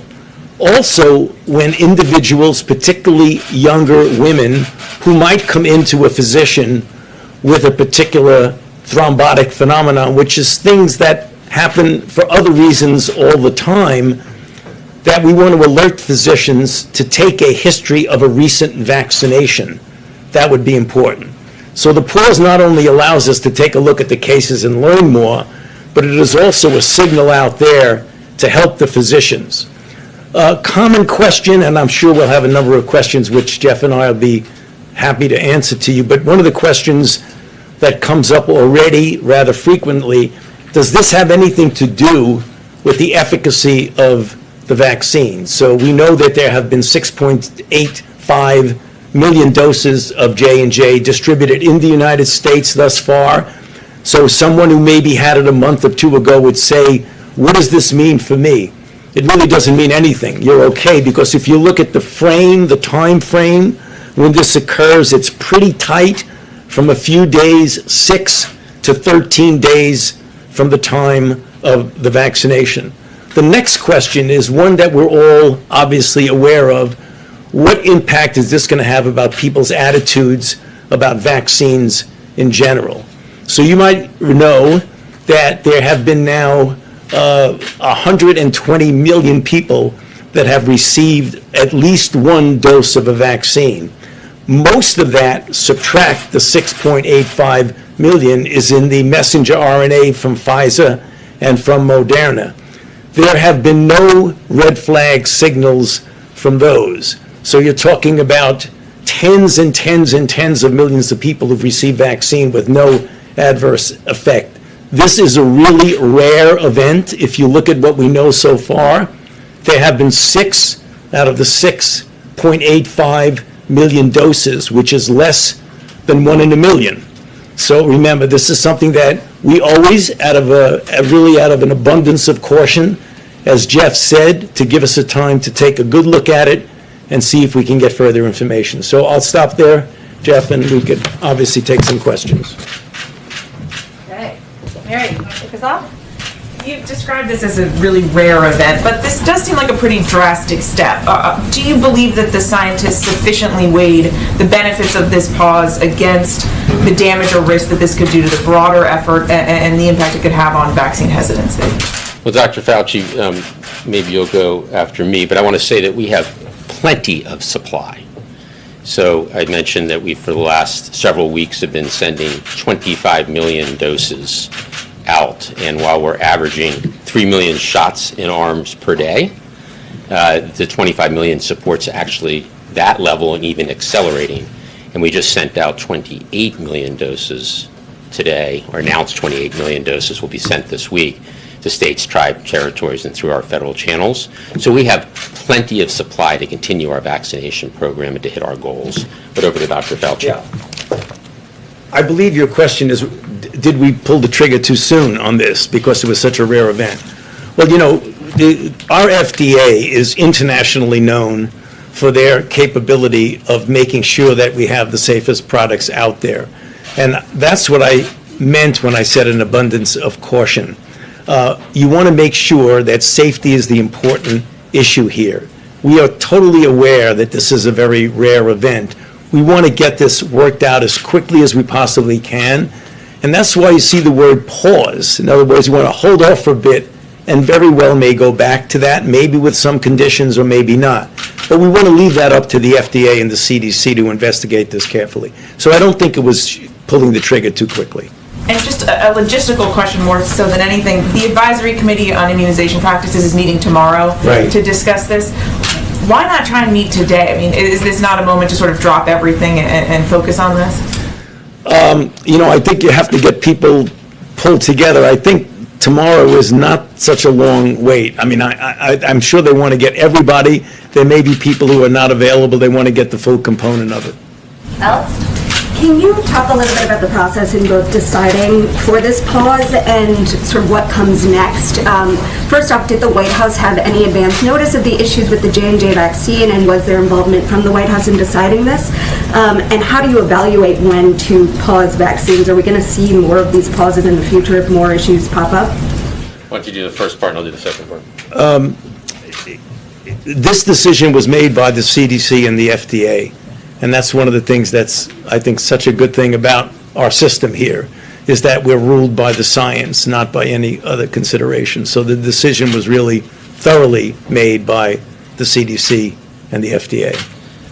I would say, consistent with following the science, we were notified last night that there would be an announcement this morning, and therefore had no other involvement other than knowing last night that there would be an announcement this morning from the FDA and the CDC. And in this review, what's going to happen? What are they looking for? What are they evaluating? When should we expect a conclusion? Well, they want to see if there's any clues of other things going on. Were there any underlying, for example, if they're going to, just hypothetical, if they're going to make a decision to go forward and say, we looked at this, if they find some common denominators among the women who were involved that might be synergizing and essentially enabling this type of an adverse event, they may know that for those who don't have that, it may be much safer. There may be clues when you go down and really get granular about every single case. In addition, they want to look at what some of the mechanisms are. The mechanisms may give some insight as to what is going on. Should we expect to potentially see further pauses in the future? I mean, could this keep happening with the vaccines because there's no new? Well, if you look at the history of, take a look at what has gone on with the Moderna and the Pfizer, where you have, literally tens and tens and tens of millions. This watched us carefully. There have been no red flags. When you have a red flag of something that is as serious as thrombotic thrombocytopenia, particularly when you have an individual, one of whom died, you take that seriously. So I don't think that minimal things that very likely have nothing at all to do with the vaccine, that we're going to pull the trigger so quickly as to keep stopping and stopping and stopping. I think this is an unusual occurrence of a serious adverse event that you want to make sure before you go forward, you investigate it thoroughly. And that's exactly what they're doing. They're pausing so that they can look at it more carefully. Thank you. A couple for Dr. Fauci first. It's great to see you back at the podium, Dr. Fauci. Given that the impacted patients were all women between the ages of 18 and 48, should women under 50 be excluded from getting the J&J vaccine? The question you're asking gets back to several of the questions here. That's the reason why the CDC and the FDA want to take a look at this and say, are there some categories now where people outside of that categories don't have any of the factors, so it'll be okay to go on? It is entirely conceivable, making no predictions, that there may be some restriction in an age group or not. We don't know that now. That's the reason why they're working very hard to answer the question you're asking. And what's your medical advice for people who have recently received the J&J vaccine and may be concerned about blood clots? Well, if someone recently, within days, I would tell them to just, first of all, don't get an anxiety reaction, because remember, it's less than 1 in a million. However, having said that, pay attention. Do you have symptoms? Headache? Do you have shortness of breath? Chest discomfort? Do you have anything that resembles a neurological syndrome? And obviously, if you have something as serious as a seizure, that's pretty clear. But the manifestations of this are that headache is the very common component of it, because the sinus thromboses that they have is the draining of the blood in the brain, and it will cause enough symptomatology to make you notice it. Just tell people to just watch out for not feeling very well. And one for Jeff. Officials from different states told us this morning that they were really caught off guard by this announcement. They were ready to put shots into people's arms and had to scramble. Can you explain that chain of communication? When and how did you notify states that they might have to pause? Right. Well, as I said, we didn't know about anything in terms of the announcement until last night, and we didn't even know the content of the announcement until this morning when everyone else read it. As soon as we got that, our team farmed out and started contacting folks to make sure that everyone knew that that was now announced by the FDA and CDC. Tuesday is the day that I have my regular governor's call, so that was fortunate that that was at 11 a.m. So we had all the governors already lined up with their teams, and we had Drs. Fauci and Drs. Walensky join that call, and the teams will continue to support the statewide efforts, the federal channels, the community health centers to make the adjustments. So I think the message got out very clearly and quickly, there was no heads up here. The announcement was made this morning. Thank you. Thanks, guys. Just two quick ones. The first one, and you might not have the answer to this, do we have a timeline in terms of how long this is going to, are we talking days before it might get flipped back on, or a week? And then second one for Jeff, if you don't mind, I understand what you're saying on the macro level related to supply, but when you talk to local officials, the J&J shop, because of storage, because it was one shot, was considered a crucial component in rural areas and kind of underserved communities. How does that not affect the timeline that you guys are on in terms of actually getting shots in arms? During one of the questions which was asked, I believe, of the CDC, the question was just yours, and I don't know what they're going to be doing. What I heard from the previous press discussion was it's going to be more like days to weeks rather than weeks to months. We have plenty of supply, and we have plenty of vehicles for delivering that supply, whether it's through the federal pharmacy channel, whether it's mobile units, community health centers, and all of those are equipped to deliver the Moderna and Pfizer vaccines. So we'll make sure that those units continue to grow in number, because you're right, we need to reach people where they are, and the mobile units and the community health centers are particularly essential for those. And they have been receiving Moderna and Pfizer doses since we began both those programs. So it's no different, you just swap out the vaccine if it was a mass vaccination center or if it was a mobile unit going to a rural area? Now, Moderna and Pfizer vaccines, as you know, are 2-dose vaccines. Right. So it's important that people come back for their second dose, 3 weeks post their first dose of Pfizer and 4 weeks post their first dose of Moderna. But all of our units, all of our delivery channels are equipped to deliver both Pfizer and Moderna. And just real quick, how does this not contribute to, those are the very areas where hesitancy, I think, is most predominant at this point in time, based on what you guys have seen? Do you have to change your message? Do you have to do something different to address hesitancy in the wake of something like this? No, I think we need to continue to be transparent about what the science is telling us. That's what brings us here today. There's, as Dr. Fauci said, there's been tens of millions of doses of Pfizer and Moderna administered over the last several months, and millions of people, both in the U.S. and around the world, have been safely vaccinated. I think it's important that we have here the FDA, and the FDA is the gold standard for ensuring the safety and the effectiveness of the vaccines. And today's action, I think, is clear evidence that they're taking every step necessary to ensure the American people have clear and transparent information about the safety and effectiveness of these vaccines. So the bottom line is the vaccines, Moderna and Pfizer, that are now being administered are clearly safe and are saving lives, and every American should get vaccinated when it's their turn. Thanks, Jeff. Is J&J production going to continue during this pause? And secondly, is the Biden administration considering ordering more doses of Pfizer or Moderna, given, just in case this problem with J&J becomes prolonged? So the J&J production issues in Baltimore, obviously a completely separate set of issues, and those are being worked out through the FDA process with the company. And production of those vaccines begin if and when the FDA authorizes that facility. Your second question was, we really have thought of this as a wartime effort from the beginning, which is why we purchased excess supply, so that we'd be ready for any contingency. And we'll continue to look at every possibility in terms of making sure that we always have enough supply for the American people. Well, just to clarify on the J&J production, not related to the Baltimore plant, but just overall J&J production, is that going to pause while this pause on administering doses occurs, or is the production going to continue? Well, the production is really centered around that Baltimore facility. The vast majority of the production is that Baltimore facility. Andrew? I just want to, Jeff or Dr. Fauci, I want to just ask you very directly, are you ruling out the possibility that the vaccine could be removed from the market? I mean, are you ruling out that, are you expecting it to be re-allowed? Dr. Fauci. I think it would be premature to comment on that, and that's the reason why the pause was done, so that they could take a good look at it very carefully, look at every different factor. I wouldn't want to speculate as to what would happen. Often, when you see things like this, that you pause and come back. Whether or not that happens now, I can't guarantee it, but I can tell you that's exactly what the CDC and FDA people are going to be deciding on and looking at very carefully.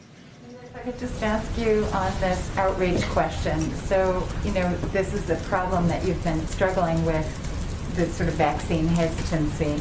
This obviously is a setback. What do you have to sort of ramp up into an additional war type effort to really ensure that this message gets out there? Do you personally go to states like Mississippi where the vaccination rate is really low? Well, let me answer your first question, and then I'll. We, consistent with it being a wartime effort, we've planned for different scenarios and different contingencies. So we have enough supply of Moderna and Pfizer to hit the targets that we've set, the 200 million shots in 100 days, and to head toward the 4th of July that we've talked about as a country, a more normal 4th of July. Clearly, part of that is making sure that when it's an American's turn to get vaccinated, they get vaccinated, and we do need to continue to build confidence, and that's done at the community level. People are trusting of their local doctors, their faith leaders, their neighbors, which is why it's important when people do get vaccinated, they not only get themselves vaccinated, but they spread the word about the safety and effectiveness of the vaccines. Just to nail it down, Jim, one of the goals that you haven't mentioned today is the hope that there'll be enough supply on hand for the country by the end of May. Is that still operative now in the wake of this pause? And the second question is, it's a bit surprising to learn that you only yourself learned about this morning. Do you wish you had heard sooner? Yeah, I learned about it last night, that there would be an announcement, not the specifics of the announcement. No, because that's to the science, and we want the science agencies to lead with science, and there's no reason for us to be involved in any of the scientific decisions. We bring nothing to the table. That is the FDA's role, that is the CDC's role, and they're led by terrific leaders with great teams to do the science, and this administration will be led by science. As to your first question, we believe there's enough vaccine in the system, Moderna and Pfizer, for all Americans who want to get vaccinated by May 31st to do so. Good morning, everyone, and thank you all so much for tuning into News Now from Fox. My name is Rain Augustine, and this is your source for nonstop news, major headlines, and live events. Of course, we have a few things on our radar this morning. We are still closely following the Derek Chauvin trial and bringing it to you all live, streaming it gavel to gavel, beginning at 10 a.m. every day of the week Eastern Time.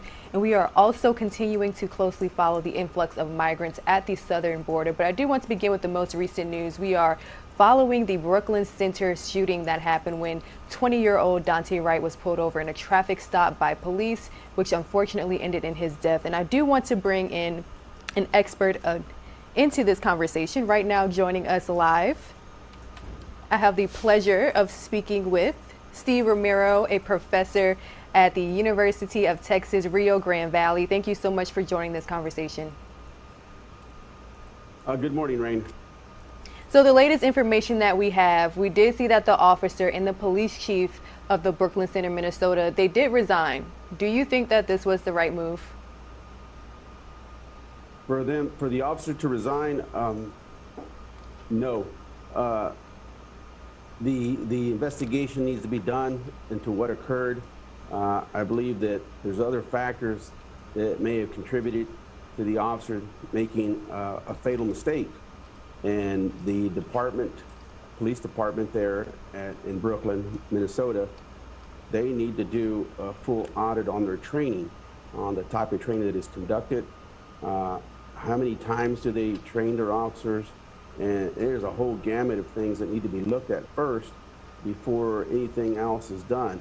Again, this was a fatal mistake done by a police officer.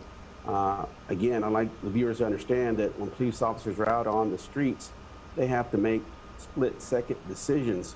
We get to watch it a day or two or that evening news, and not in real time and not under stress. So this officer was out there. This officer had to react under stress. Once an individual goes under stress, a lot of things happen to the body.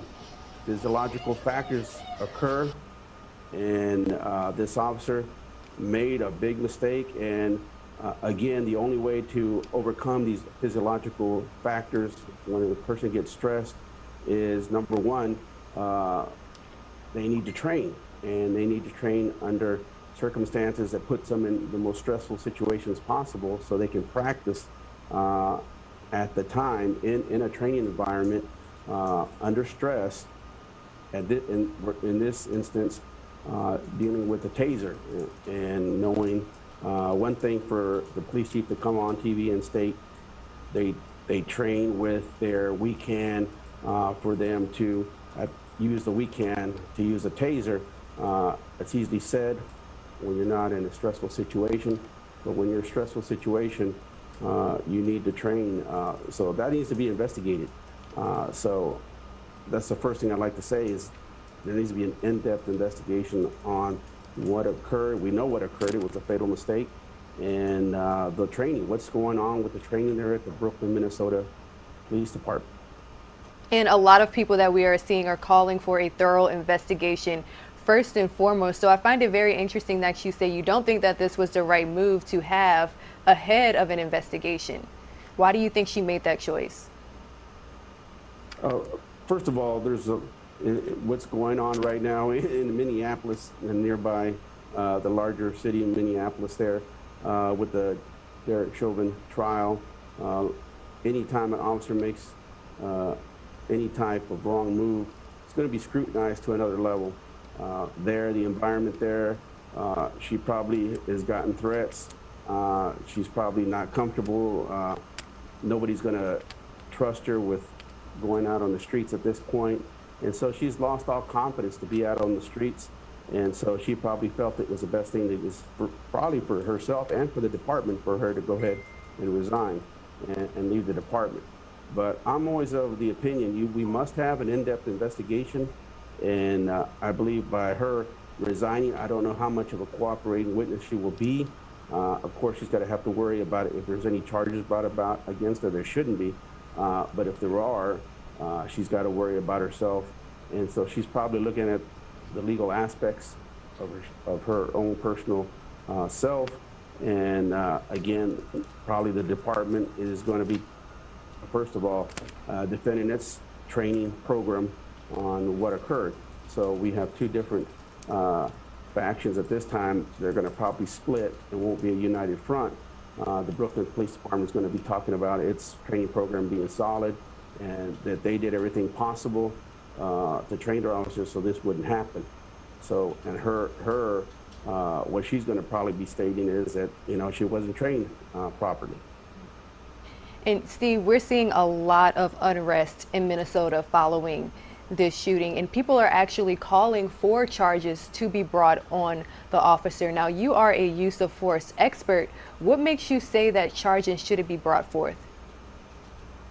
Well, number one, charges are always brought forth based on motive. Did she have an intent when she went out on the streets that day to intentionally hurt somebody or shoot somebody? I do not believe that was the case based on the video. I don't believe there's anything dealing with any type of racial situation where this individual was out there profiling or going out there and selecting this person to hurt. And so again, there has to be some type of motive, an intent. Was there intent? I don't believe there's any intent except this individual made a fatal mistake. It was a terrible mistake. And that's what occurred at this junction. So that's the only thing I can say is I think the only type of charge could be there is, if there's any type of charge, it could be negligent homicide, but I don't even think that would fit.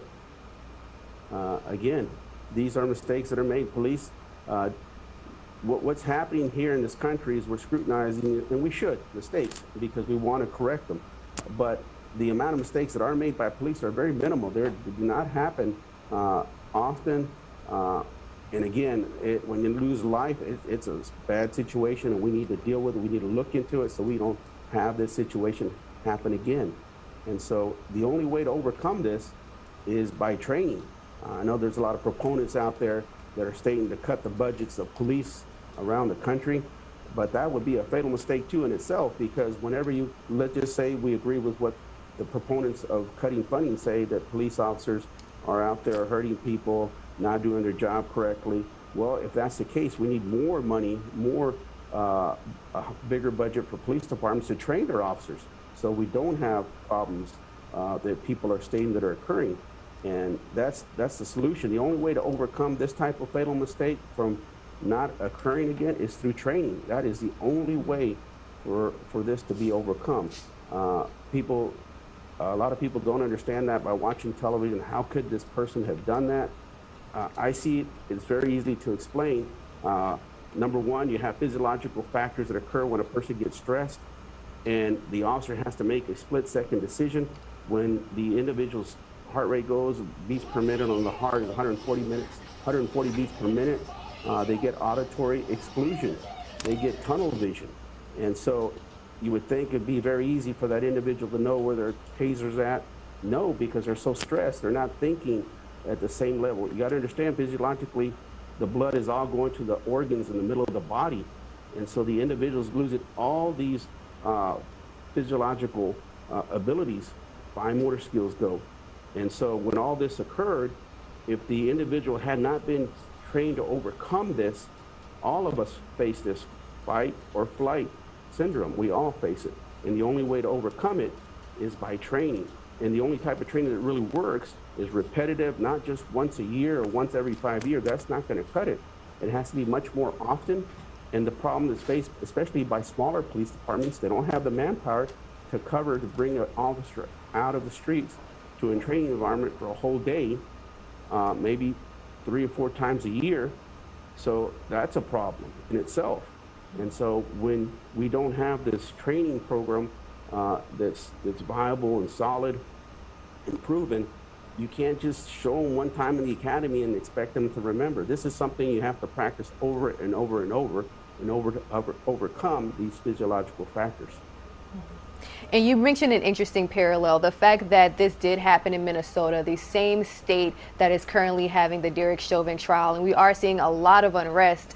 A lot of people are also drawing the same parallel. Do you think that this has anything to do with the emotional atmosphere that we're currently seeing?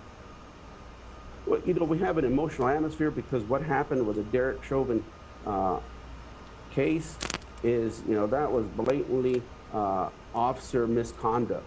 There's no question about that. This officer, I'm a use of force trainer, been doing this for over 20 years, and we do not train our agents. I was a federal agent that trained other federal agents, and we never taught our agents to do what Derek Chauvin did. And what he did was blatantly wrong. It was misconduct. So there's no parallels. Here's a mistake that was made. The other one, I would say that he kept that person. Once that person told Chauvin he could not breathe, we're talking about Mr. George Floyd, when he said he couldn't breathe, that officer should have brought him he should have brought him up and sought medical attention from him immediately and tried to do anything he could to help him. Once we have an individual that's subdued, it is no longer resisting, and they tell us they are hurt. I don't care, even if you think they are lying to you, it don't matter. You don't take that chance. You address it. This officer did not do that. This officer stayed on George Floyd for over 9 minutes when he was not resisting. That is blatant misconduct. There's nothing we could say about that case. On this other case, we saw what happened. It was on video. She made a mistake. There's just a fatal mistake. I don't think she had intent in any way to want to hurt Mr. Wright. And so, again, it's just terrible. But I don't see them being parallel. I don't see the similarities here that I see with Mr. Floyd's case, what Officer Chauvin did. Very interesting that you say that. I think because this is in Minnesota, it is creating a very intense emotional environment. But as you thoroughly explained, 2 different cases, 2 different situations, one of an officer mistake, one of extreme use of force. So speaking of the Derek Chauvin trial, we witnessed that the prosecution wrapped up its testimony. How would you rate their argument so far? I believe they did a very good job. I mean, I think especially from the very onset when the prosecution brought its witnesses, pulmonary specialist, world renowned. I mean, he stated on the witness stand that what killed Mr. Floyd was the lack of oxygen, and the lack of oxygen was because of the knee that was put on by the officer on Mr. Floyd. I mean, Mr. Floyd should not have been in that position. And once, again, I stated earlier, once Mr. Floyd said, "I can't breathe," those officers should have reacted to him, should have brought him to his knees, should have said, "Hey, are you okay? You okay? We got 911 EMTs there." They should have addressed it immediately. That's what we train for. Once we're out there, even if we're in a confrontation or we have to use deadly force, we shoot somebody, once we have to render aid immediately. There's no question about that. This officer did not render aid whatsoever. He just stood on top of a defenseless person. He was not resisting at all. Mr. Floyd, when he had him on the ground, all he was saying is, "I can't breathe." When he said he couldn't breathe, that officer should have brought him to his knees, should have addressed it immediately. You don't take chances like that with individuals. We don't, when we arrest people, and I'm talking about law enforcement, we don't know what the condition of that individual is. If they have heart problems, if they have any other type of medical problems. And so once they tell you that, you have to take it seriously and you have to address it immediately. That's why this should never have happened, what happened to Mr. Floyd. The defense is expected to wrap up on Friday. What do you think we can expect as far as their testimony? The defense is going to try to, in any way, and the defense has an easier job than the prosecution. It's unfortunate. We face that in any criminal trial. All the defense has to do is get one juror to believe, have any doubt. Again, when you are going to convict somebody of a felony, of a crime, it has to be beyond a shadow of a doubt. And all they have to do is put doubt in one of those jurors' minds. And so their job is easier than it is for the prosecution. The prosecution has to have the full majority, all of them.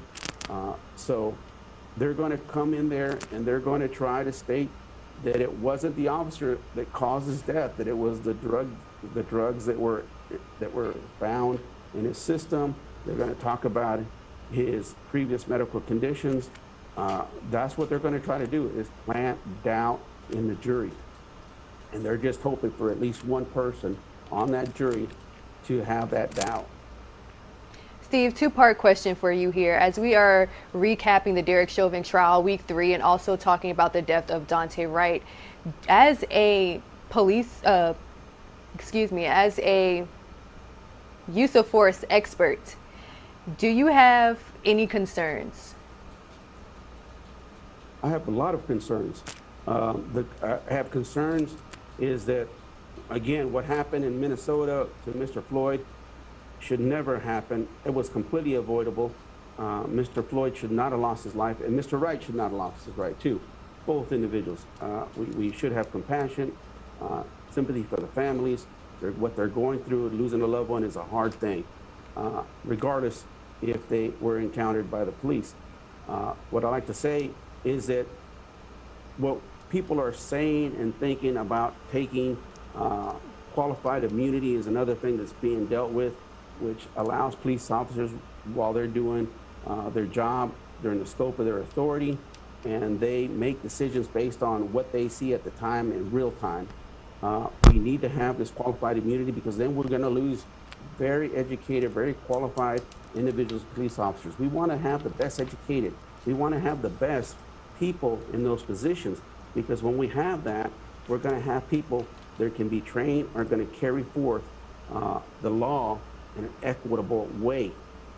Not what's going to end up happening if we cut funding to the police, we take away qualified immunity, we're going to have another level of policing, because the officers are not going to be the same quality.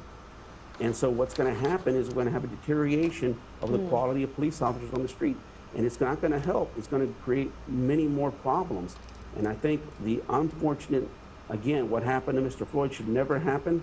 But to try to cut funding for the police departments, most police officers, most police departments around this country are under, they don't have enough men and women out there patrolling the streets. And then now we're going to take away funding. There'll be less police.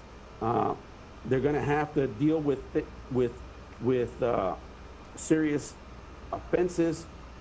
Being a single officer out there without having that backup there is quick or as fast, and they're going to have to escalate force.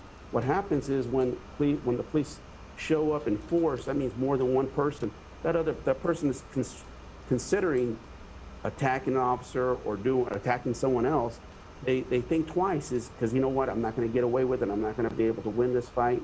And so just that in itself, without even raising taking your gun out or doing anything, just having a sheer number of people show up many times causes the individual not to go any further. And so I'm very concerned with what's going around this country of push to defund the police. Because what's going to happen is, by defunding the police, we're not going to have as well-trained police officers. We're not going to have the numbers out there.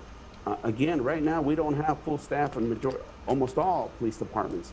And we're going to see a crime wave we never seen if we go down that path. The other thing is that society is expecting police officers to do so many more things than just doing law enforcement. I don't know in what profession. If you're a restaurant worker, then you got to learn how to be a social worker. I'm using that profession, just select another profession. We don't train them to do other things, you know. And what happens with police officers, they don't just do law enforcement. They have to go out there and be social workers, and they have to go out there and deal with so many issues society is expecting of them to do, and they do it right every single time. I'm sorry, police officers should not be doing that. The cities should be funding programs to be helping people, sending social workers out there to deal with the homeless. I think they do need to have some training, some minimal training, so they know how to deal with people. But we need to make our officers trained to the point where when they're going to use force, which is what they carry a gun, they need to understand the bounds. They need to know the rules of engagement. They need to know they have to respect our citizens and do everything we can not to use that deadly force. And so that's what we need is more training. And the more training, people think that it's not going to cost more money. It will cost a lot more money, because if you have officers coming in to train, at least I believe it needs to be done every quarter. And if they do it every quarter, and the type of training I'm talking about is judgment training under stress, because that way they can hold that event in their mind and recall it, so when they get on the street of something similar, they can deal with that situation in a better fashion. It sounds like if you could reallocate funds, you would definitely put it towards more training. Definitely, definitely. All right, Steve Romero, thank you so much for joining us this morning on News Now from Fox. Really thought-provoking conversation. Thank you. Thank you. All right, guys, and stay with us. News Now from Fox. We'll be right back.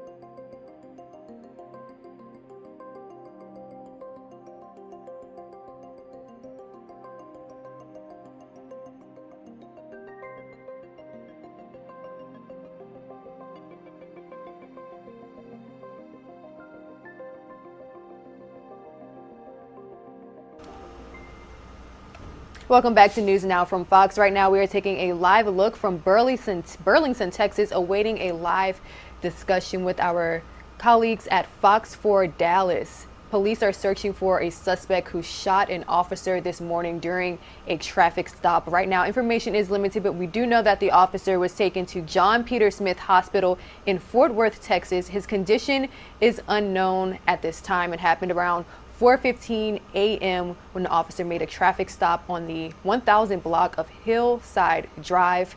The officer was shot multiple times. Police don't have any suspects yet, but they are canvassing the area, and anyone who has information on the case or sees anything suspicious is asked to call 911. And again, we will have a live update in about 5 minutes or so. But right now, I do want to switch gears and bring you all a special presented by Fox 11 Los Angeles. They are continuing the conversation when it comes to the Daunte Wright shooting. Joining us now to talk about the killing of Daunte Wright and the latest in the Chauvin trial is KFI AM 640 host Mo Kelly. Mo, it's great to have you. Thanks for joining us. Thank you for having me. Yes, and first off, what were your initial thoughts, your reaction to hearing of another case, this case of Daunte Wright, which is in the same vicinity as where everything's unfolding with the Chauvin trial? I thought it's actually bigger than George Floyd. We can't talk about Daunte Wright and also forget about Philando Castile. We can't talk about Daunte Wright and forget about Justine Damon. We have to also think about everything which has happened in that region in addition to George Floyd. This is like maybe a 30-mile radius of these incidents, and there is a level of distrust. I'm not saying that it's fair, I'm just saying it's a fact. There's a level of distrust between these communities and also local law enforcement.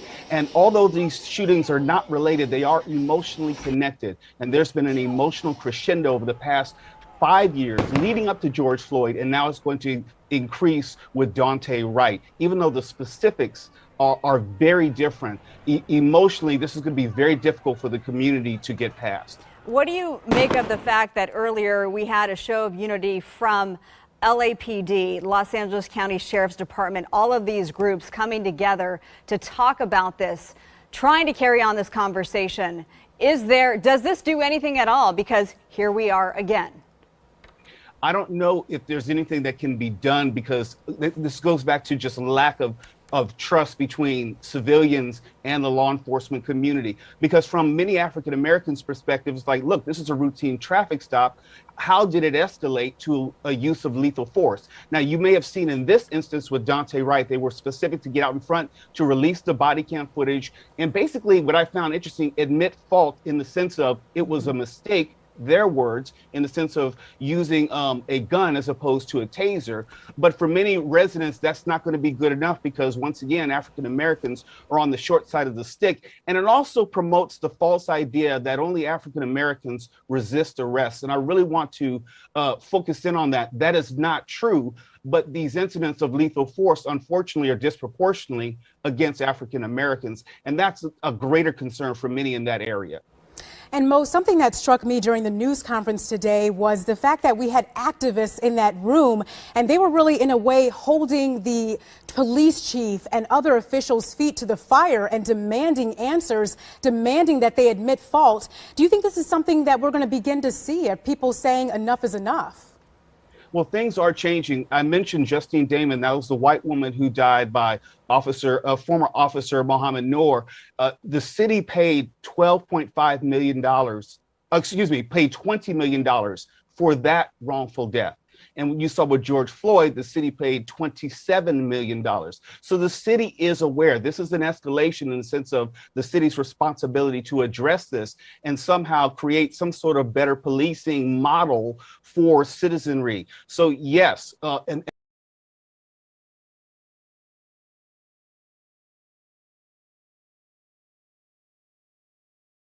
but I don't know if it's going to be enough to satisfy people. All right. Lastly, let's get your thoughts on the Derek Chauvin murder trial that's, as you say, happening just miles away. The prosecution expected to wrap its case tomorrow. It would be day 12. This is the third week. How do you grade the prosecution thus far, and what are you expecting from the defense?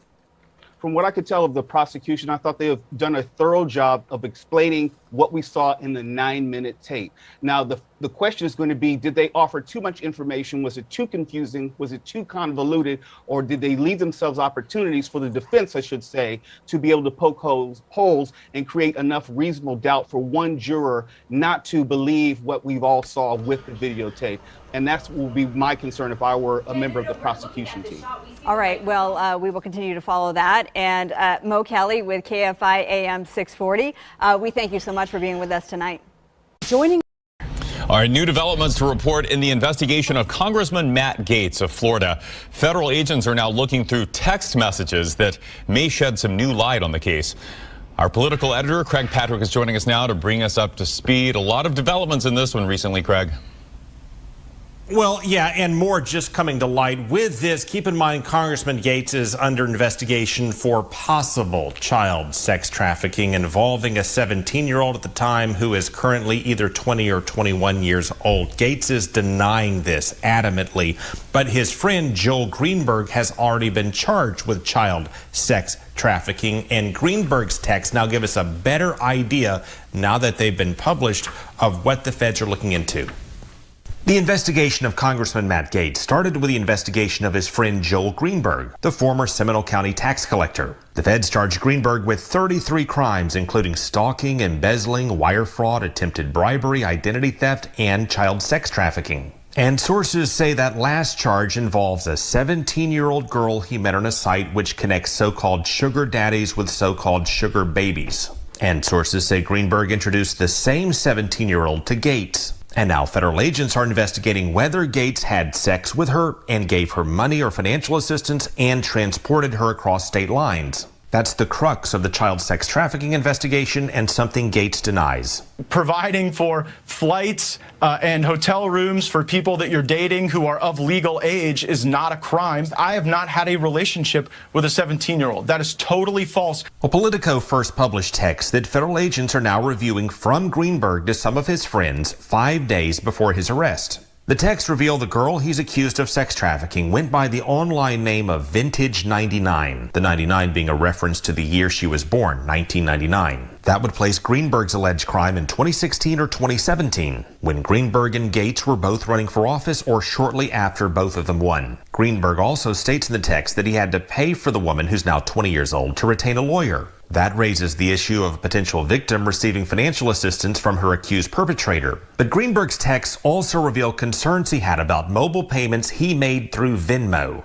He wrote, "I'm trying to let everyone know who came into contact with any of these girls that the feds are going through my Venmo history and don't want anyone to be caught off guard." This follows reports the feds are looking into whether Greenberg paid the underage escort to travel and have sex with Gaetz.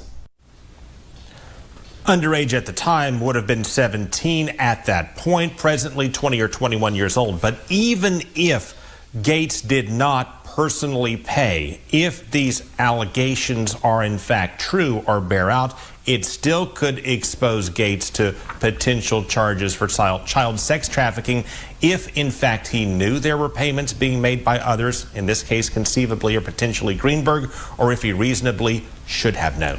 And Craig, correct me if I'm wrong, there are Venmo payments from Gaetz to Greenberg. It's just a matter of what were those payments for.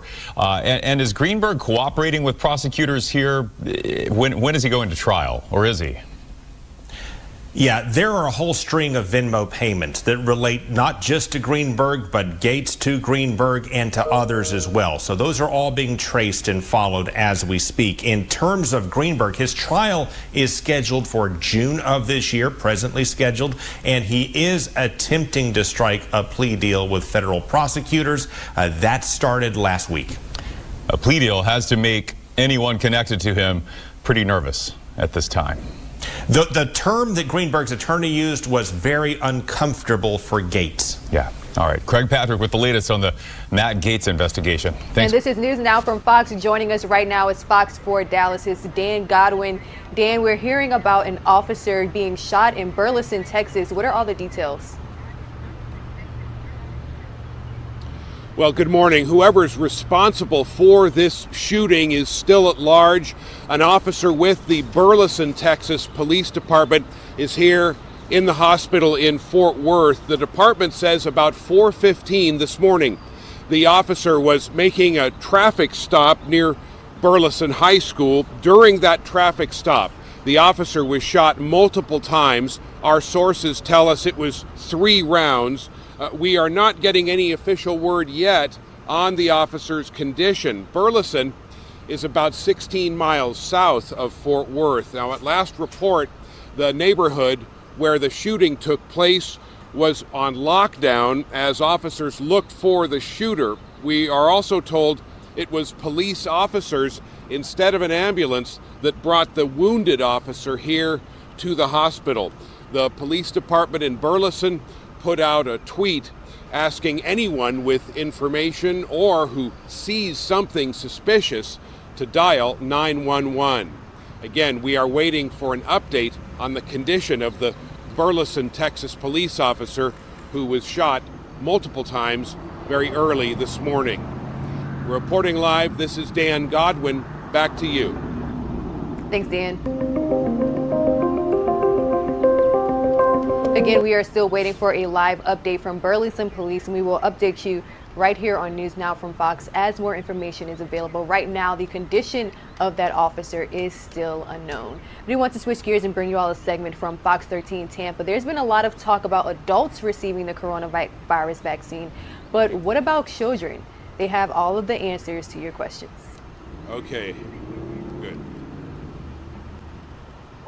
All right. Reviewing Pfizer's request to expand its COVID vaccine to adolescents, and the CDC expects it to be approved by the middle of next month. Our Craig Patrick is here now with a closer look at what's involved in this very important process. Craig. Well, hi there, Kelly. So this would just be an amendment to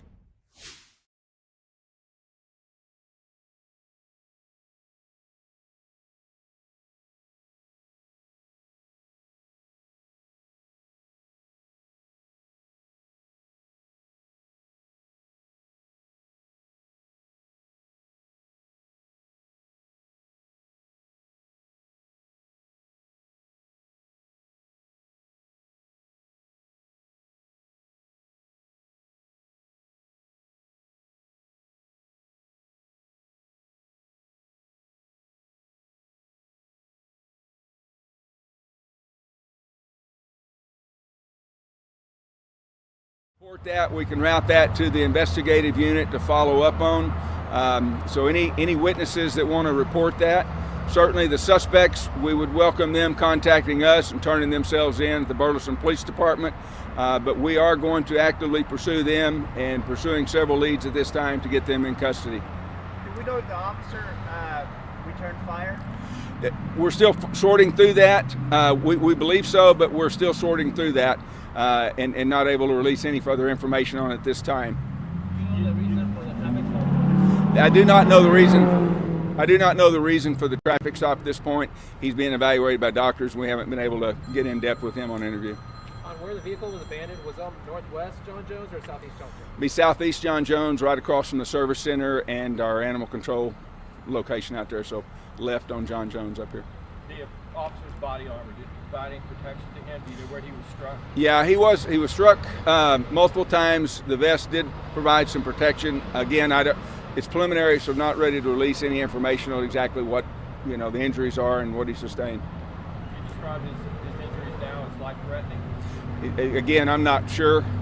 He was talking on the scene, but as far as the extent, we've got to wait till the doctors get in there, and I have not heard back from the hospital yet. Have you talked to the officer that transported him? Did he share any details of the ride? Yeah, we did talk to him, and mostly that was about transporting and how he was doing, things like that. So again, our investigators and the Rangers are going to follow up with them to do interviews. So I've got very limited information on that. Okay, you can't share anything about the drive and how the officer that was injured was doing or anything? No, I mean, again, we didn't talk that details. He just said I transported him up here and got him there, and it was that quick of a conversation with him. So, yeah. Chief, is the Rangers the only outside help you're getting at this point? No, we've got multiple agencies, as you would expect in an agency our size. We've had, Johnson County, Crowley, Mansfield, Fort Worth has been out, and I apologize if I'm missing anyone. At this point, our STOP task force is here helping. Of course, we've got all of our resources at the table as well. DPS will bring in some additional help to process the crime scenes. They've got some abilities to do things that we don't have, certainly personnel-wise, things like that. So there's multiple agencies, and I appreciate every one of them. I've received multiple calls concerned about our officers' well-being, and you know, our thoughts and prayers are with him, and we'd ask our community to be praying for him as well. Is it known by chance how long the officer that was injured has been with the department? I don't know offhand. I want to say it's 4 years maybe. He was hired since I started here, and I'm coming up on my 7th anniversary, so 3 to 4 years. He works our midnight shift. One last question for me. Description of these suspects. Yeah, we've got what we have seen on video is that we've got 2 white males and a white female. There may be others that we don't know about, but right now 2 white males and a white female were in the vehicle. Approximate ages or anything? I don't know. It was on body cam, but I just don't know yet.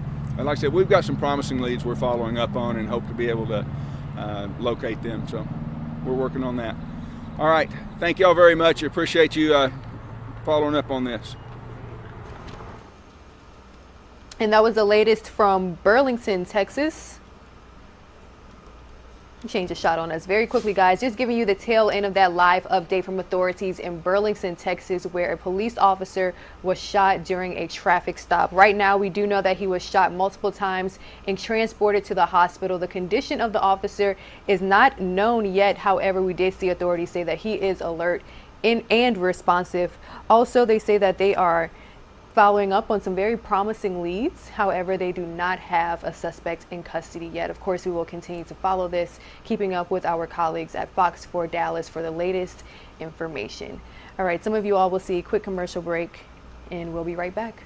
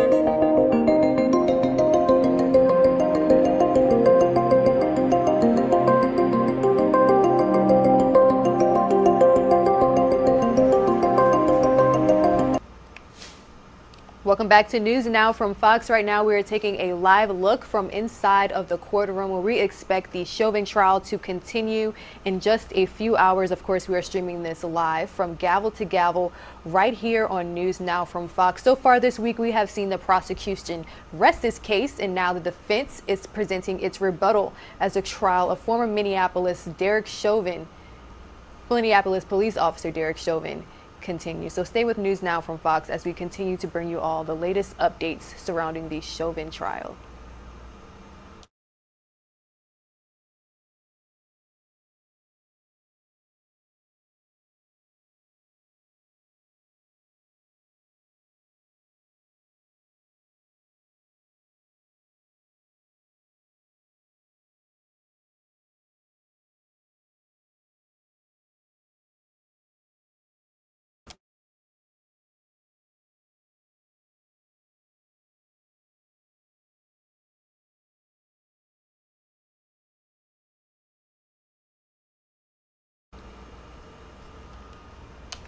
Good morning, everyone, and thank you all so much for watching News Now from Fox. We are your source for nonstop news, live stories, and live events taking place across the country. Most recently, coronavirus news. We know that the Johnson & Johnson vaccine is raising a lot of questions about how safe it is after trials have been. What is today? Today is Wednesday, but it must be my Friday because I think I'm just looking forward to the weekend, guys. But yes, we are still covering the Johnson & Johnson vaccine after administration was paused after several adverse reactions took place. So I want to bring you all the latest explanation from our friends at Fox 11 Los Angeles. Big blow to Johnson & Johnson, the FDA and the CDC announcing early this morning. Yeah, that they're putting a temporary pause on the company's COVID-19 vaccine at federal sites. This is happening after at least 6 women developed unusual blood clots within 2 weeks of getting their shots. We are learning Los Angeles has stopped giving out the Johnson & Johnson vaccine at all city and county-run sites. Anyone with an appointment at a city-run vaccination site will get a Pfizer vaccine instead. County officials say people expecting to get the J&J vaccine will either be rescheduled or get the Pfizer or Moderna vaccine. This is also the case for all of the other cities within our viewing area. Ventura, San Bernardino, Riverside, they're also putting a pause on it within those cities. Well, for more on this latest turn of events on the vaccine front, we're joined by Dr. Michael Hurt. Dr. Hurt is a Harvard-trained physician who is board certified in both internal medicine and nutrition. Dr. Hurt, thank you so much for being with us. So this seems to only impact women. What are your thoughts on that? And for people who have recently taken this J&J, you recommend? Well, yes. Unfortunately, women are a bit more prone to getting blood clots than men. When we see this in patients who've been hospitalized with COVID infections, it's about 3 to 1, women to men. So there is a physiological difference that can explain this. However, it's young women, mostly under the age of 60. It's uncommon, less than 1 in a million chance you could have this. But of course, for those 6 women, those 6 families, a devastating consequence to what was supposed to be preventing something bad from happening. And so people, as we said, who have had the Johnson & Johnson vaccine, what is the window that we're looking for? Because we have people, our viewers, asking us, I've taken this Johnson & Johnson vaccine, and now they hear about the concern about blood clots. So what are you telling your patients? First thing I'm telling them is not to panic. This is extremely rare. It's unlikely. If you have symptoms that are different from a typical vaccine reaction that we're expecting, mild headache, mild fever, mild joint pains, things that are more severe, like a severe headache, your arms, legs not working, abdominal pain, shortness of breath, feeling really foggy in the head, vision changes, things that are consistent with a more serious medical complication, you need to call your doctor right away because there are tests that can be done to see if you're having this complication, even though it's rare. The most important thing is what not to do. Don't go out and take, handfuls of aspirin, natural blood thinners like fish oil, garlic, ginger. This is a different kind of blood clotting problem. It's not your typical one where blood thinners work. Blood thinners actually make this worse.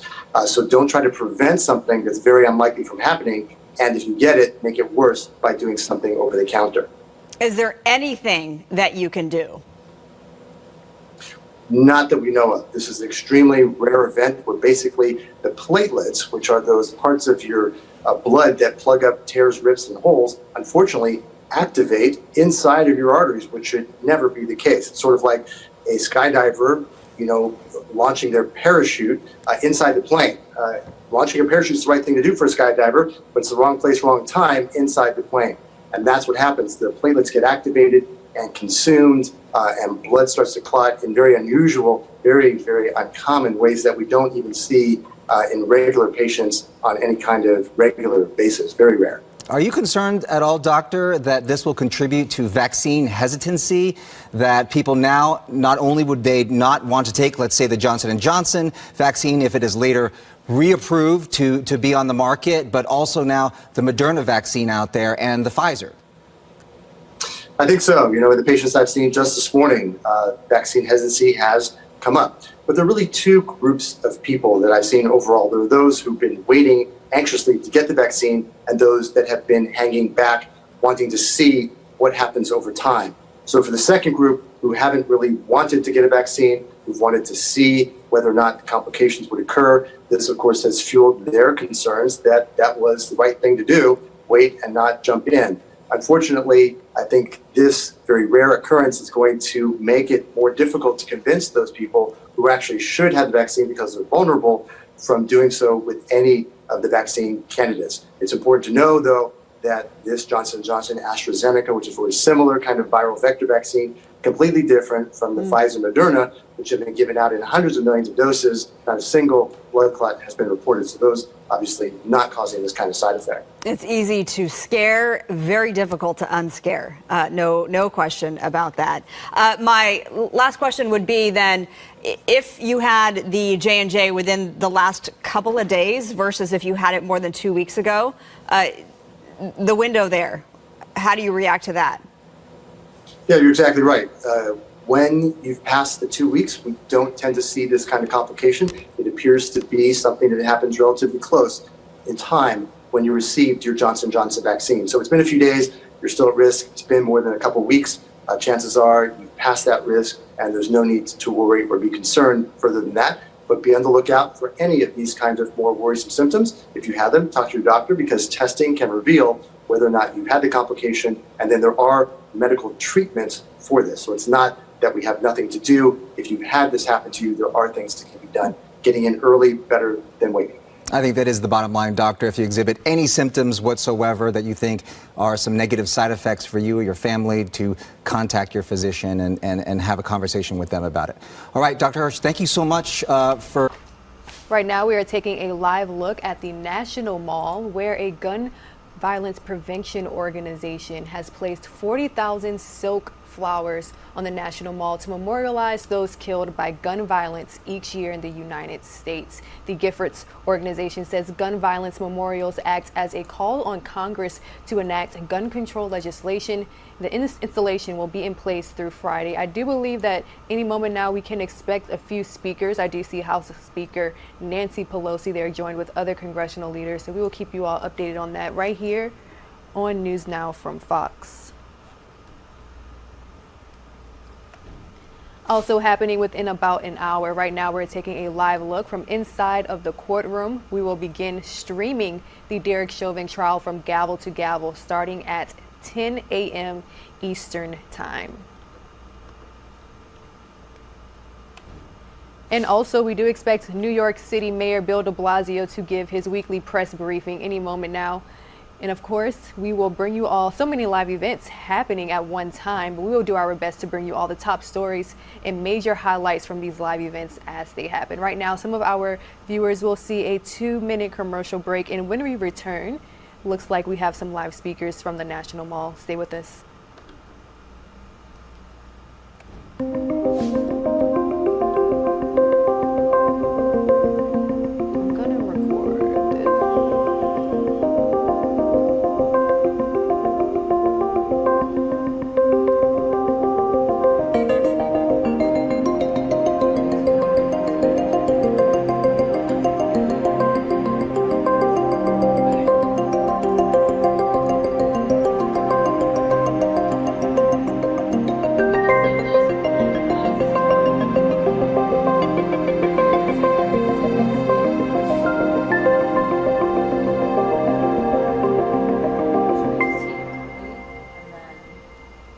We'll see what his...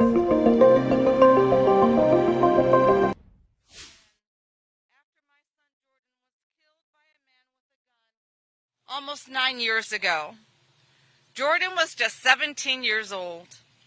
And I firmly believe that my most important title will always be Jordan's mom. As we enter the spring season, I stand in awe at the beauty of this time of year that it brings to our nation's capital. With this artistic and beautiful flower installation on the mall, we are reminded of its painful symbolism, representing 40,000 American lives taken from us every single year due to senseless, often preventable gun violence. And yet, the beauty of each floral arrangement is a reminder that spring is a season of rebirth, renewal, and change. Yes, change has come to Washington, D.C., and to the movement to end gun violence in America. Just last week, I and my colleagues sat in the Rose Garden with so many of our speakers here today to listen to President Biden as he announced bold actions to address the epidemic of gun violence in America. He made it clear that his administration is going to fight to keep all of our families safe. President Biden is taking concrete actions that are building a strong foundation upon which my colleagues and I seek to grow and send legislation to his desk. It is now up to Congress to strengthen that foundation and make meaningful progress at the federal level for the first time in decades. The President's call to action represents one of the most pivotal moments in our movement yet.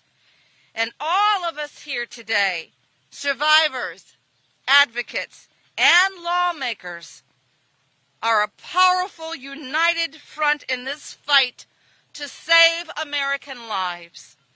We are determined, more than ever, to sustain this momentum.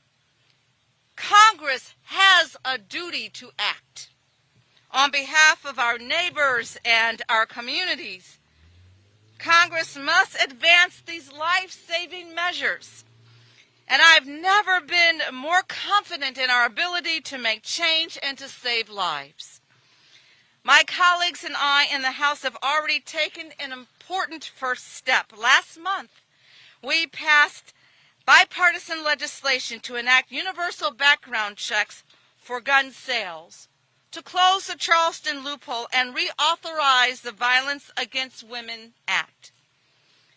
I've taken President Biden's charge to heart. Before leaving Washington last Tuesday, I reintroduced my federal red flag legislation, which will empower loved ones and law enforcement to ensure those who pose a threat to themselves or to others do not have access to firearms. There is simply no time to waste.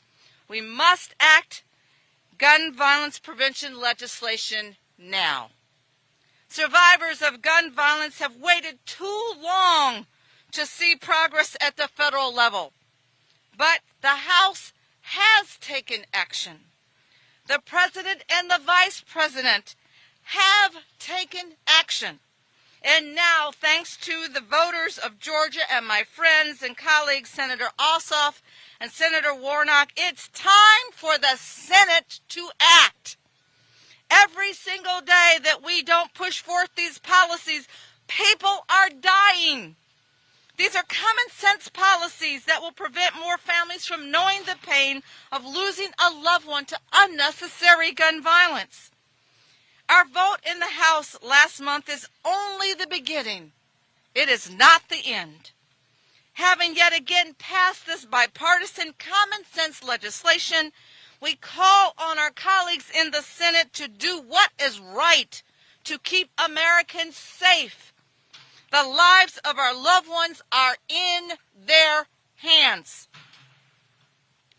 And now I am humbled by the honor and the privilege to introduce former Congresswoman Gabby Giffords, my friend and fearless ally in the movement to end gun violence. Gabby,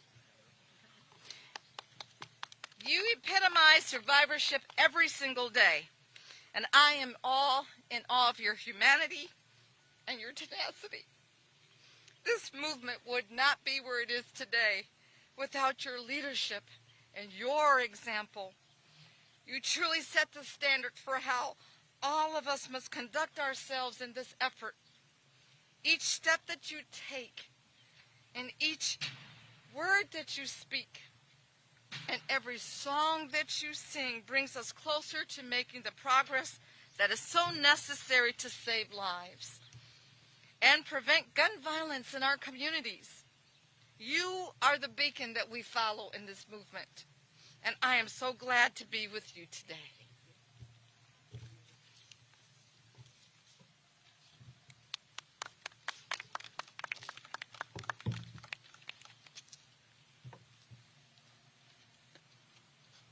I've known the darkest of days, days of pain and uncertain recovery. But confronted by despair, I've summoned hope. Confronted by paralysis and aphasia, I responded with grit and determination.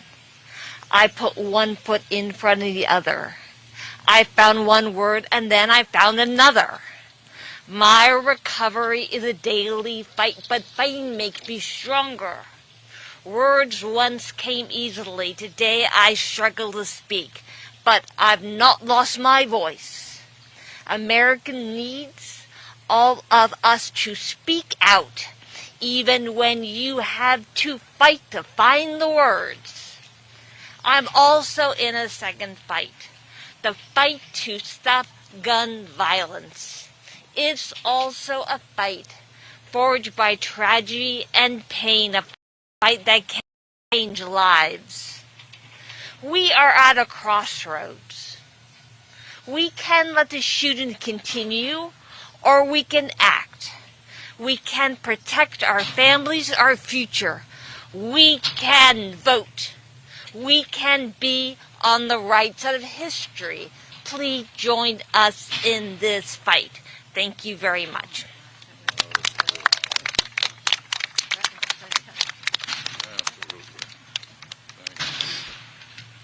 Thank you, Gabby, for sharing your voice and your passion and your heart with us today and every day. I pray your words flow down this mall, reach the halls of Congress, and inspire our colleagues in the Senate to take bold action. And now it is my pleasure to introduce our next speaker. When I first came to Washington, I told people that I was on a mission. Yes, I came to Congress as a mother on a mission to put an... This is News Now from Fox. Right now we are taking a live look from Washington, D.C., the National Mall, where they are holding a gun violence prevention ceremony honoring those who have lost their lives to gun violence in the United States. Switching gears now, also joining us from Washington, D.C. is Senator Paul Strauss. Good morning, Senator. It's a pleasure to be here with you. So we are getting word that the House Oversight Committee is set to vote on a bill that could possibly make D.C. the 51st state. Well, we are excited. That is what we expect to happen today, this morning, when the House committee comes in and marks up H.R. 51, the D.C. statehood bill. We're hoping to have bipartisan support, but it looks like even with just a party line vote, we're going to be able to move this bill out of committee. And we're encouraged by what we hear from the Speaker and Leader Hoyer about when the full House is going to take this bill up next week. Now, this has been a very long journey for you, Senator, hasn't it? I have been representing the District of Columbia as their elected U.S. Senator or shadow senator since they swore me in 1997. But this is the most support we've ever had. Just yesterday, we picked up two new co-sponsors as well, Senator John Ossoff of Georgia and Senator Hickenlooper of Colorado. And so we are only 5 sponsors short of getting all of the Democrats in the Senate to support this bill.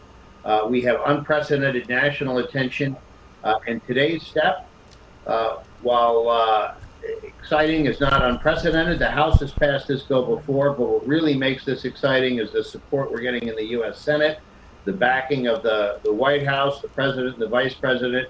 And it's just long overdue. On so many issues, D.C. residents don't have a voice, and they deserve a voice, and they need a voice. And our fellow Americans also deserve having all voices in their democracy heard. So it's good for D.C., it's good for the country, it's fair, it's the right thing to do. And hopefully we can get this bill passed, and all Americans are going to have equal political rights for the first time. Now, if this legislation were to pass, how would this physically change the demographic of D.C.? Well, I think the demographic will remain the same. We are, of course, a majority-minority community. We would become the first state that has a majority non-white population as we're admitted to statehood. And it would therefore sort of increase probably the diversity of views that are represented now in the U.S. Senate, particularly, that tends to overwhelmingly favor certain types of interests over urban interests. And so people from D.C. and by extension Americans who live in cities, which is where most Americans live, would have a unique voice and more direct representation in the upper chamber. And we could begin to go to work on those national problems that affect Americans who live in urban areas. But really what would happen is, regardless of the demographics, regardless of the party, there'd be 2 more U.S. senators working on the problems that we face as a country and trying to bring this country together, because D.C. residents would no longer be excluded by their own government from participating in a democracy. And the district itself would look largely unchanged. That federal district would remain under federal control, but residential Washington, D.C. would join the union as the 51st state. Now, you mentioned that D.C. residents will no longer be excluded. Do you think that right now D.C. residents are kind of taking a back seat to the democratic process? Well, they're second-class citizens right now under the democratic process, so we have no choice but to take a back seat. As a shadow senator, I'm but the ultimate backbencher, because we're not even seated on the floor. And that is just wrong. You know, we have seen from the coronavirus relief bill where D.C. didn't get the aid that it needed. We have seen all kinds of cases where issues affect the people of Washington, D.C., but we don't have a voice in the solution. And D.C. residents, some of whom play very significant contribution roles in our government. Anthony Fauci, resident of the District of Columbia, serving his country, doesn't have a vote in Congress. These are the kind of things we would be correcting. The men and women who serve this country in uniform in our military, they would be represented. The veterans who've gone to every war this country fought from D.C., they would finally be represented. Not to mention the D.C. Metropolitan Police officers and National Guard that was so vital in restoring security to our nation's capital on January 6th. They would get the representation that they need and deserve, and that we would be able to take our place as full citizens, and it would make the community safer. You know, January 6th really showed us how D.C.'s lack of statehood endangered the government. It didn't make it safer. And that was one of the historic reasons why D.C. was told we couldn't be a state. Somehow the federal government needed protection. Well, that myth was exploded on January 6th.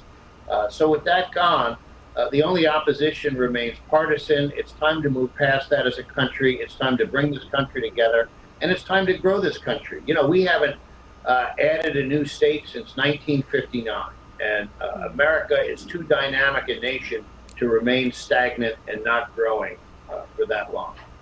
And Senator, what do you have to say to those who say that adding D.C. as the 51st state is a violation of the 23rd Amendment? What's your explanation to those who oppose it? Now, the 23rd Amendment was designed to correct the injustice of D.C. not having representation in the Electoral College. And what would happen is, when we become a state, that election, that representation in the Electoral College would now come through the Statehood Act. So we wouldn't need the 23rd Amendment anymore. There's going to be no risk of anybody using the 23rd Amendment to try and get extra electoral votes, because in the remaining federal district, there will be no elections. There will be no votes that are going to be cast. And we can just simply repeal that. And we have every confidence that that can be done quickly. The bill has a position for a plan for repealing that on an expeditious nature. And so the 23rd Amendment really is not going to be any kind of complication. From prohibition to some of the early provisions on how senators were elected. We have repealed amendments before and improved our democracy. And D.C. statehood will be one more step in that process, where we move forward and grant Americans the rights that come from living in a state as well as living in the United States. And so the 23rd Amendment is not going to be an obstacle in any way, shape, or form. And I believe Congress is holding a hearing to consider H.R. 51 at 10 a.m. Eastern Time. Any final thoughts ahead of this? Well, you could watch the House Oversight Committee vote on the bill. They actually had a hearing, and so today we are excited that the committee, under the leadership of Congresswoman Carolyn Maloney from New York, is going to move the bill forward. And at that point, it goes to the House floor. And we have already heard commitments from Majority Leader Steny Hoyer, with the support of Speaker Nancy Pelosi, that they plan to vote on this bill before the month is out. And so the battle will then shift to the U.S. Senate, where perhaps it always has been the ultimate fight. But we're encouraged by the news we got yesterday about the 2 new co-sponsors. We have never had 45 co-sponsors before for a D.C. statehood bill. There's an unprecedented levels of support, and that's because it's an idea whose time has come. All Americans deserve equality in their government. It's time to end the prohibition against D.C. residents from participating in their own government. And it's also time to get Congress out of the local business of D.C. because they have too many problems as a nation that we need them focusing on. They shouldn't be playing city council or town mayor. They need to be leading this nation, and they deserve the help of the residents of the nation's capital, joining them in that effort as equals. Senator Paul Strauss, it's always a pleasure to have you here on News Now from Fox. Thank you. Thank you, Rain. Great to be with you again. And I want to take you all back out to Washington, D.C. for the Gun Violence Prevention Memorial. It looks as though House Speaker Nancy Pelosi is beginning to speak. Violence intervention funding into communities across the country racked by epidemics of gun violence. I'd like to thank and lift up our community partners in this memorial, the Amir Healing Center in Philadelphia, which works tirelessly with victims and survivors of gun violence, Not My Generation, which works with young people across the country and helps represent a critical youth voice in this debate, and the Texas Council on Family Violence, which works tirelessly to keep women and families safe from the deadly nexus between gun violence and domestic violence. It is now my deep honor to introduce 3 more leaders in this fight for a safer America. Our Majority Whip, Congressman Clyburn, the chairman of the House Gun Violence Prevention Task Force since 2013, our tireless champion, Congressman Mike Thompson, and our tireless champion, a lot of tirelessness going on here, our tireless champion in the Senate, the irreplaceable senator from Connecticut, Chris Murphy. Congressman Clyburn. Thank you very much. Let me begin by thanking Gabby Giffords. When I was growing up in a little parsonage down in South Carolina, my father used to say to me all the time, son, you lead by precept and example. Gabby may be having difficulty laying out the precepts, but my God, your example of leadership, it is so courageous. And last night when I spoke with some of your people, I said to them, I will never forget the day that you came back to cast your vote on that budget bill.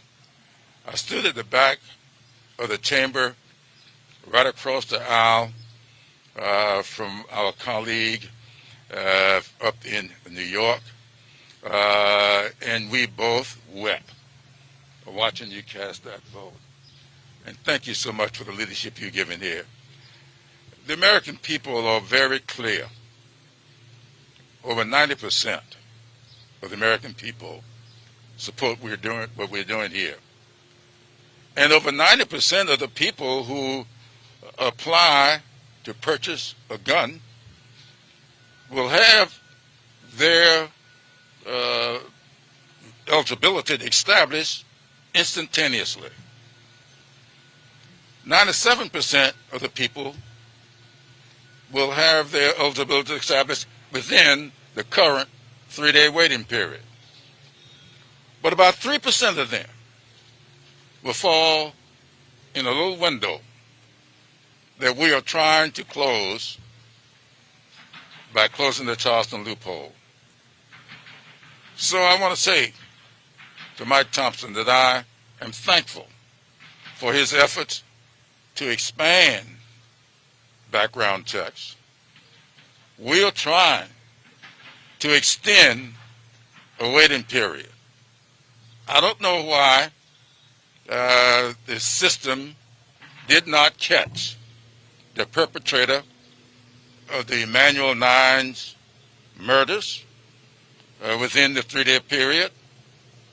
It may have been an error, unintentional, or it may have been an error intentional. And that's why we believe that there's something wrong with saying that if you don't complete the background check in 3 days, irrespective of your eligibility, you can get the weapon. If we had not had that 3-day limitation, we would have caught the error, and 9 poor souls would not have lost their lives. And that's what we're trying to do here today. Follow the example of Gabby Giffords and do what is necessary to save American lives. And with that, I am pleased to yield to Mike Thompson. Thank you, Mr. Clyburn. I'm Mike Thompson from California's 5th Congressional District, and as you've heard, I'm the chair of the House Gun Violence Prevention Task Force. It is truly an honor for me to be here with some of the great leaders who are working nonstop to put an end to gun violence. And no one stands out more than our former colleague and our dear friend, Gabby Gifford. You heard her today. What an amazing, amazing human being. And I think the speaker summed it up when she said, Gabby, you're a miracle. You're a miracle. You're a godsend. I want to thank you for everything you're doing.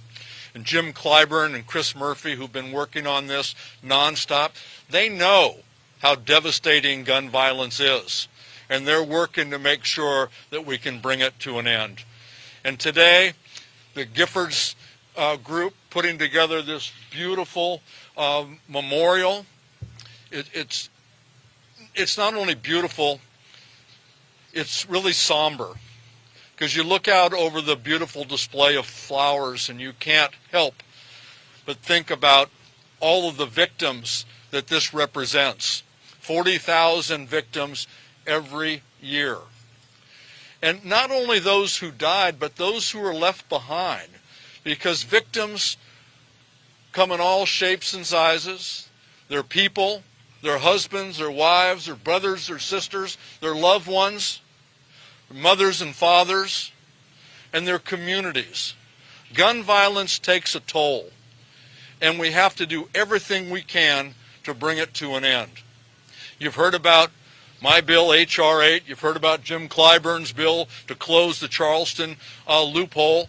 This is a very positive step that Congress has done. And it comes at a great time this year in the 117th Congress, because we have a president who understands the magnitude of this issue. And as Ms. McBath mentioned, we were there in the Rose Garden when he spoke about this. He is committed to doing everything he can to help bring gun violence to an end. Now, we've just got to finish it up. And I'm so proud to work with Chris Murphy over in the Senate. I told him this morning that the words that I've been reading when he's been interviewed are so encouraging. The conversations that he's having with Republicans, they've got to get it. 90% of the American people know we need to expand background checks. Why is it that a handful of U.S. senators don't hear that, don't understand that? I'm confident that Chris is going to be able to bring it home for us in the Senate. Our work's not done, but we're getting closer and closer and closer. Thank you, and I'd like to introduce our friend, our colleague, Chris Murphy, Senator from Connecticut. Thanks, Mike. Thank you very much, Mike. It is humbling to be here today surrounded by some of the strongest, most impactful advocates on the issue of gun violence. Gabby and I were elected to Congress together Our offices were right next to each other on the attic floor of the Cannon office building. And I remember talking to Gabby about this issue during our years together in the House of Representatives. Gabby would remind me that she was and is a gun owner, as her husband is, that they believe that there is no choice to be made between protecting our citizens and protecting people's Second Amendment rights. That's why this issue is so wildly popular amongst the public, because they don't see it as members of Congress do. To them, it's common sense. Gabby inspires all of her friends in Congress every single day. I'm so grateful that the Speaker was here. But I don't know that there has been a memorial event or a press conference on this issue that I have attended in Washington that the Speaker has not been at. She leads from her heart on this issue. She has made sure to make background checks and the closure of the Charleston loophole a priority in the House of Representatives during her tenure as Speaker. And of course, she has leaders like Jim Clyburn and Mike Thompson making it clear that this is a priority for their constituents and for the full caucus. Listen, the voters couldn't be clearer about what they want. Election after election, they have sent members to Congress that support universal background checks.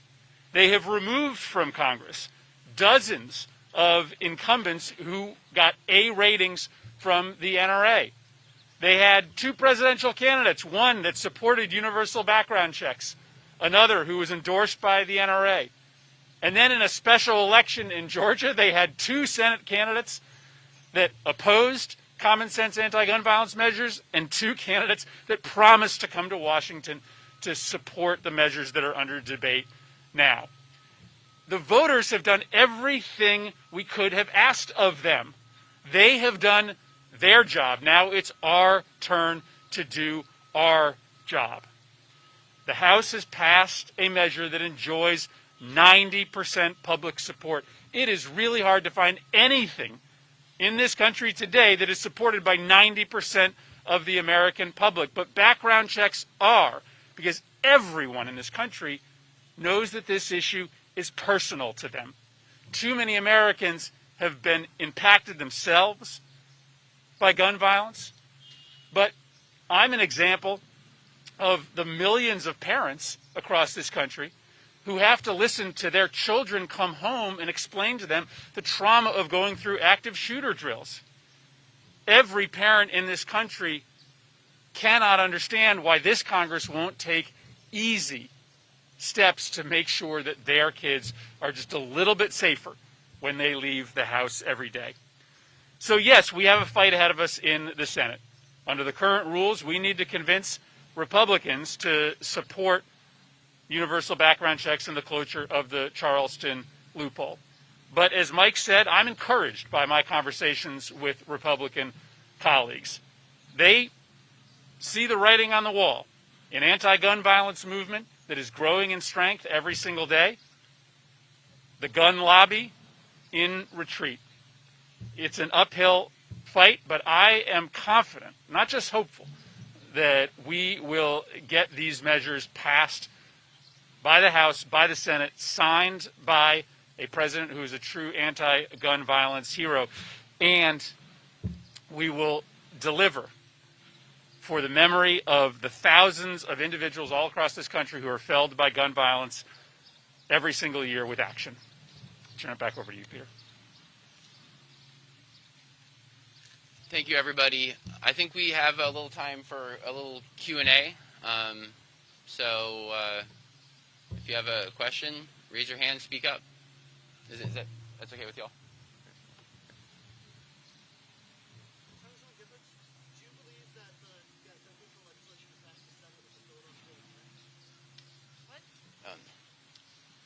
Sorry, I think I'll take that one. I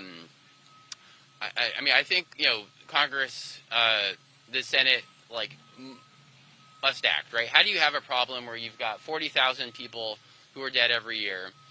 You've got a solution that has 90% support. I think that's a real challenge to the Senate as an institution to find a way to get to yes. I think it's very critical for their credibility to be able to act in a situation like this. I mean, my attitude is, if not this, then what? If not now, then when? Gun violence is a problem that must be addressed. And this is News Now from Fox. Stay with us because in just about 20 minutes, we are streaming the Derek Chauvin trial from gavel to gavel. And joining us right now is Fox 5 Minneapolis' Shane. Good morning, Shane. Thank you so much for joining us. Good morning. Thanks for having me. Yeah, the defense is in the driver's seat. They're in control of this now, and they jumped right in yesterday. They had 6 witnesses. We heard from a former paramedic and a former police officer who were both part of a 2019 traffic stop involving George Floyd. We saw a little bit of the body camera footage and heard about his demeanor there. And also the paramedic mentioning that he told her he had taken opioids and that his blood pressure was extremely high to the point she was concerned that he was going to have a stroke. She wanted him to go to the the hospital. We also heard from a friend of his, and he was supposed to drive her home that day after meeting in Cup Foods. But when they got into his SUV, he fell asleep, a deep sleep, and it took quite a bit to rouse him from that. And finally, one of the most anticipated witnesses that we heard from was a paid or a hired use of force expert who said that because George Floyd, he believed he was resisting, fighting back, struggling with the officer, that the use of force that Derek Chauvin used was justified, reasonable, and followed with police standards. He also said that prone position, he doesn't call that a use of force. He believes that is a control technique, saying it was safer for both Derek Chauvin and George Floyd. Now, he did have to walk back some of his assertions on cross-examination. And in an interesting twist, too, his former police department that he worked for, which is Santa Rosa PD, came out last night to say that they don't have the same beliefs and values as Barry Broad, that paid use of force expert. So they're distancing themselves from his testimony and the things that he was saying there. Now, today we expect to hear from a medical expert who will argue about George Floyd's cause of death, saying it was excessive drug use and also severe heart issues and not the lack of oxygen, as the prosecution has said. One other note, the judge believes that the defense is going to wrap up its case tomorrow. So there could only be 2 or 3 witnesses left that we are going to hear from. Closing arguments will happen on Monday. Shane Wells with Fox 9 Minneapolis. Thank you so much for joining us. Thank you. All right, guys, right now, speaking live, we do have New York City Mayor Bill de Blasio. So many live events happening right now on News Now from Fox. News Now from Fox, this is exactly what we call nonstop news. So I do want to tap into New York City for the latest remarks from Mayor Bill de Blasio. So for the vast majority of people who had been planned to get the J&J vaccine this week, they're keeping their appointment as is and just getting the different vaccine, either Pfizer or Moderna. So either we have communicated with people about that shift to a different vaccine, or if someone has any questions, they're always welcome to call the specific vaccine site to get some clarity. There are some people, as you mentioned, for whom, particularly if they had appointments yesterday, we've had to reschedule them to a different time or a different place. In those cases, those notifications have gone out with both the new appointment information along with a phone number or contact if someone has any questions about that new appointment. Thank you. Go ahead, Courtney. And then the second question is about the shooting spike and how, for weeks, if not months or more than a year now, you've talked about how the shutting down of the court system is partially to blame or to blame for the increase in shootings and crime all across the city. We reached out to the court system yesterday and they sent us a statement saying, listen, we've had resumed in-person jury trials for 3 weeks. We've been working all along. And they said specifically, and I'm reading here, I'm quote, this is a quote, "The mayor should remember that the way shifting blame works is to be cognizant as to how another branch of government is actually functioning before doing so. The reality is that every one of the judiciary, judges, non-judicial staff, and court officers have really stepped up in this past year. And that is why uninformed, gratuitous remarks like the mayor's are unjustified." Can you respond to that, please? Sure. First of all, Courtney, I think the cause for all of this is a global pandemic, and I've said that. So respecting your question, no, I have never said it's one factor. I have said it is all about the many, many horrible consequences of the coronavirus. And I've said, I think more times I could count, the perfect storm of people, almost 1 million people losing their jobs, schools shut down, houses of worship shut down, communities just not having all the things that normally glue them together. Many things have resulted from that. One of the things that's resulted that's been particularly problematic is not having a normal functioning criminal justice system. Public relations people will offer their quotes and that's normal, but let's be honest, there's been very few trials for the last year. So I'll just send it right back to them. I'll say, do you disagree with this statement? There's been very few trials, and we have a large number of people awaiting trial. And if you can't have trials, you can't move the system. So let's just get together and move it. We'll do whatever it takes if they need additional space, if they need additional help with vaccination, whatever it is. I've been saying that for weeks and weeks now, and saying the priority should be get everyone in the court system vaccinated and get going. But we can give you exact numbers. There's just not been trials, and that's holding everything up. When there are trials, if someone's guilty, there's a consequence. And that's what makes everything else work in the system. Go ahead. Next is Jeff from the New York Times. Hey, good morning, Mr. Mayor. I have a question on behalf of one of my colleagues. Yesterday, the first responder unions withdrew their lawsuit over disciplinary records. The court had issued an injunction that the city said prevented it from releasing those records from a category known as command discipline. And that category is much larger than what the NYPD has already released. Now that the injunction is out of the way, do you plan to release those records as well as the negotiated pleas that were never an issue in terms of their release? Yeah, I want to see exactly as a result of this what we can release and what makes sense to release. I certainly think it's going to give us the opportunity to do additional release of information, which I'm looking forward to. But what exactly it will be, I need to get some more detail on. So we'll get that to you quickly. Go ahead, Jeff. Back to the gun violence issue, Mayor. I mean, historically, summer, has been a difficult time in terms of dealing with gun violence. What plans are being made right now to, as we already see an increase in gun violence, what's being done to make sure that this summer is not something that's really terrible in terms of gun violence? Yeah, there's a lot of work going on right now. We'll be talking about it more and more in the weeks ahead. Obviously, look across the range of approaches that are going to help turn this around. Bringing community and police together is absolutely essential. We need community members to feel connected to the police, that they have a common mission.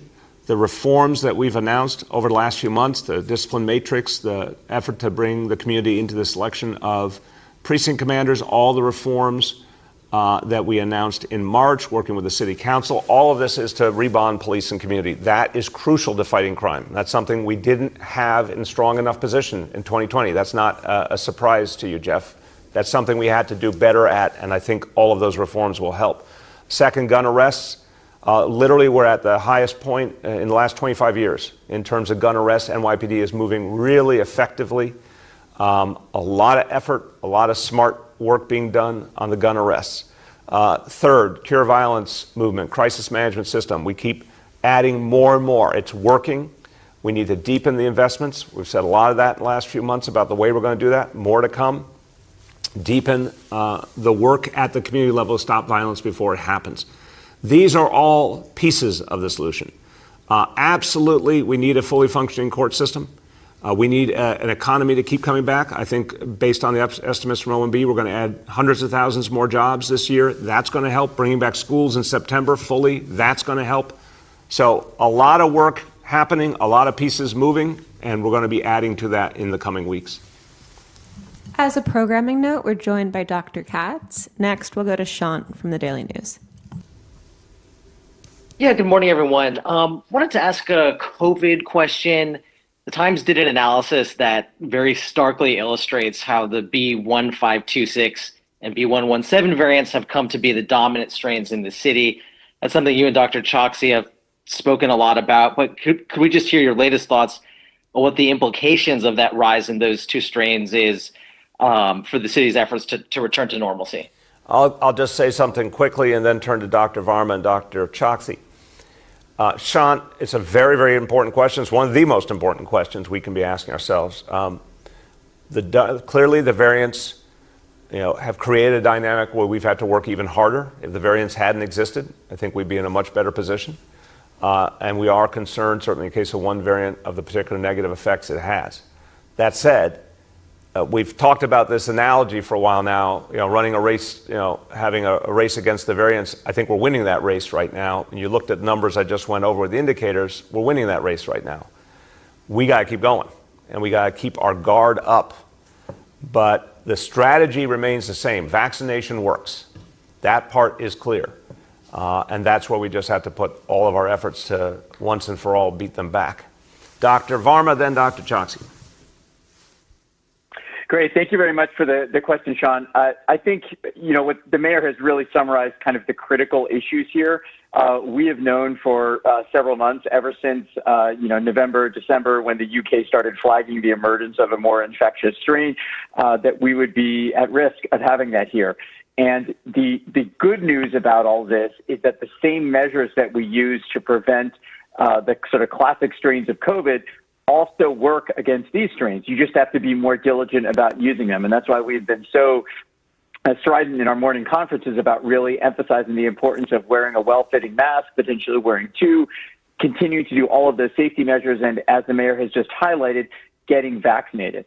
We continue to evaluate our data closely. Obviously, this is not the first time that the virus is mutated. Viruses mutate all the time. That's what they do, and it won't be the last time. And so that's why it's really important for us to continue all of these measures, particularly getting vaccinated, particularly getting tested. And we can assure you that we're continuing to analyze this data daily to make sure that we don't need to change. If we find in the future that something has to be done differently, we're going to let you know. But everything we see right now points to keep up what we're doing, get vaccinated, and we're going to get through this. Thank you. Dr. Choksi. Thanks, Mr. Mayor. I'll just add, the Health Department put out a summary report on the current situation with respect to the variants in New York City.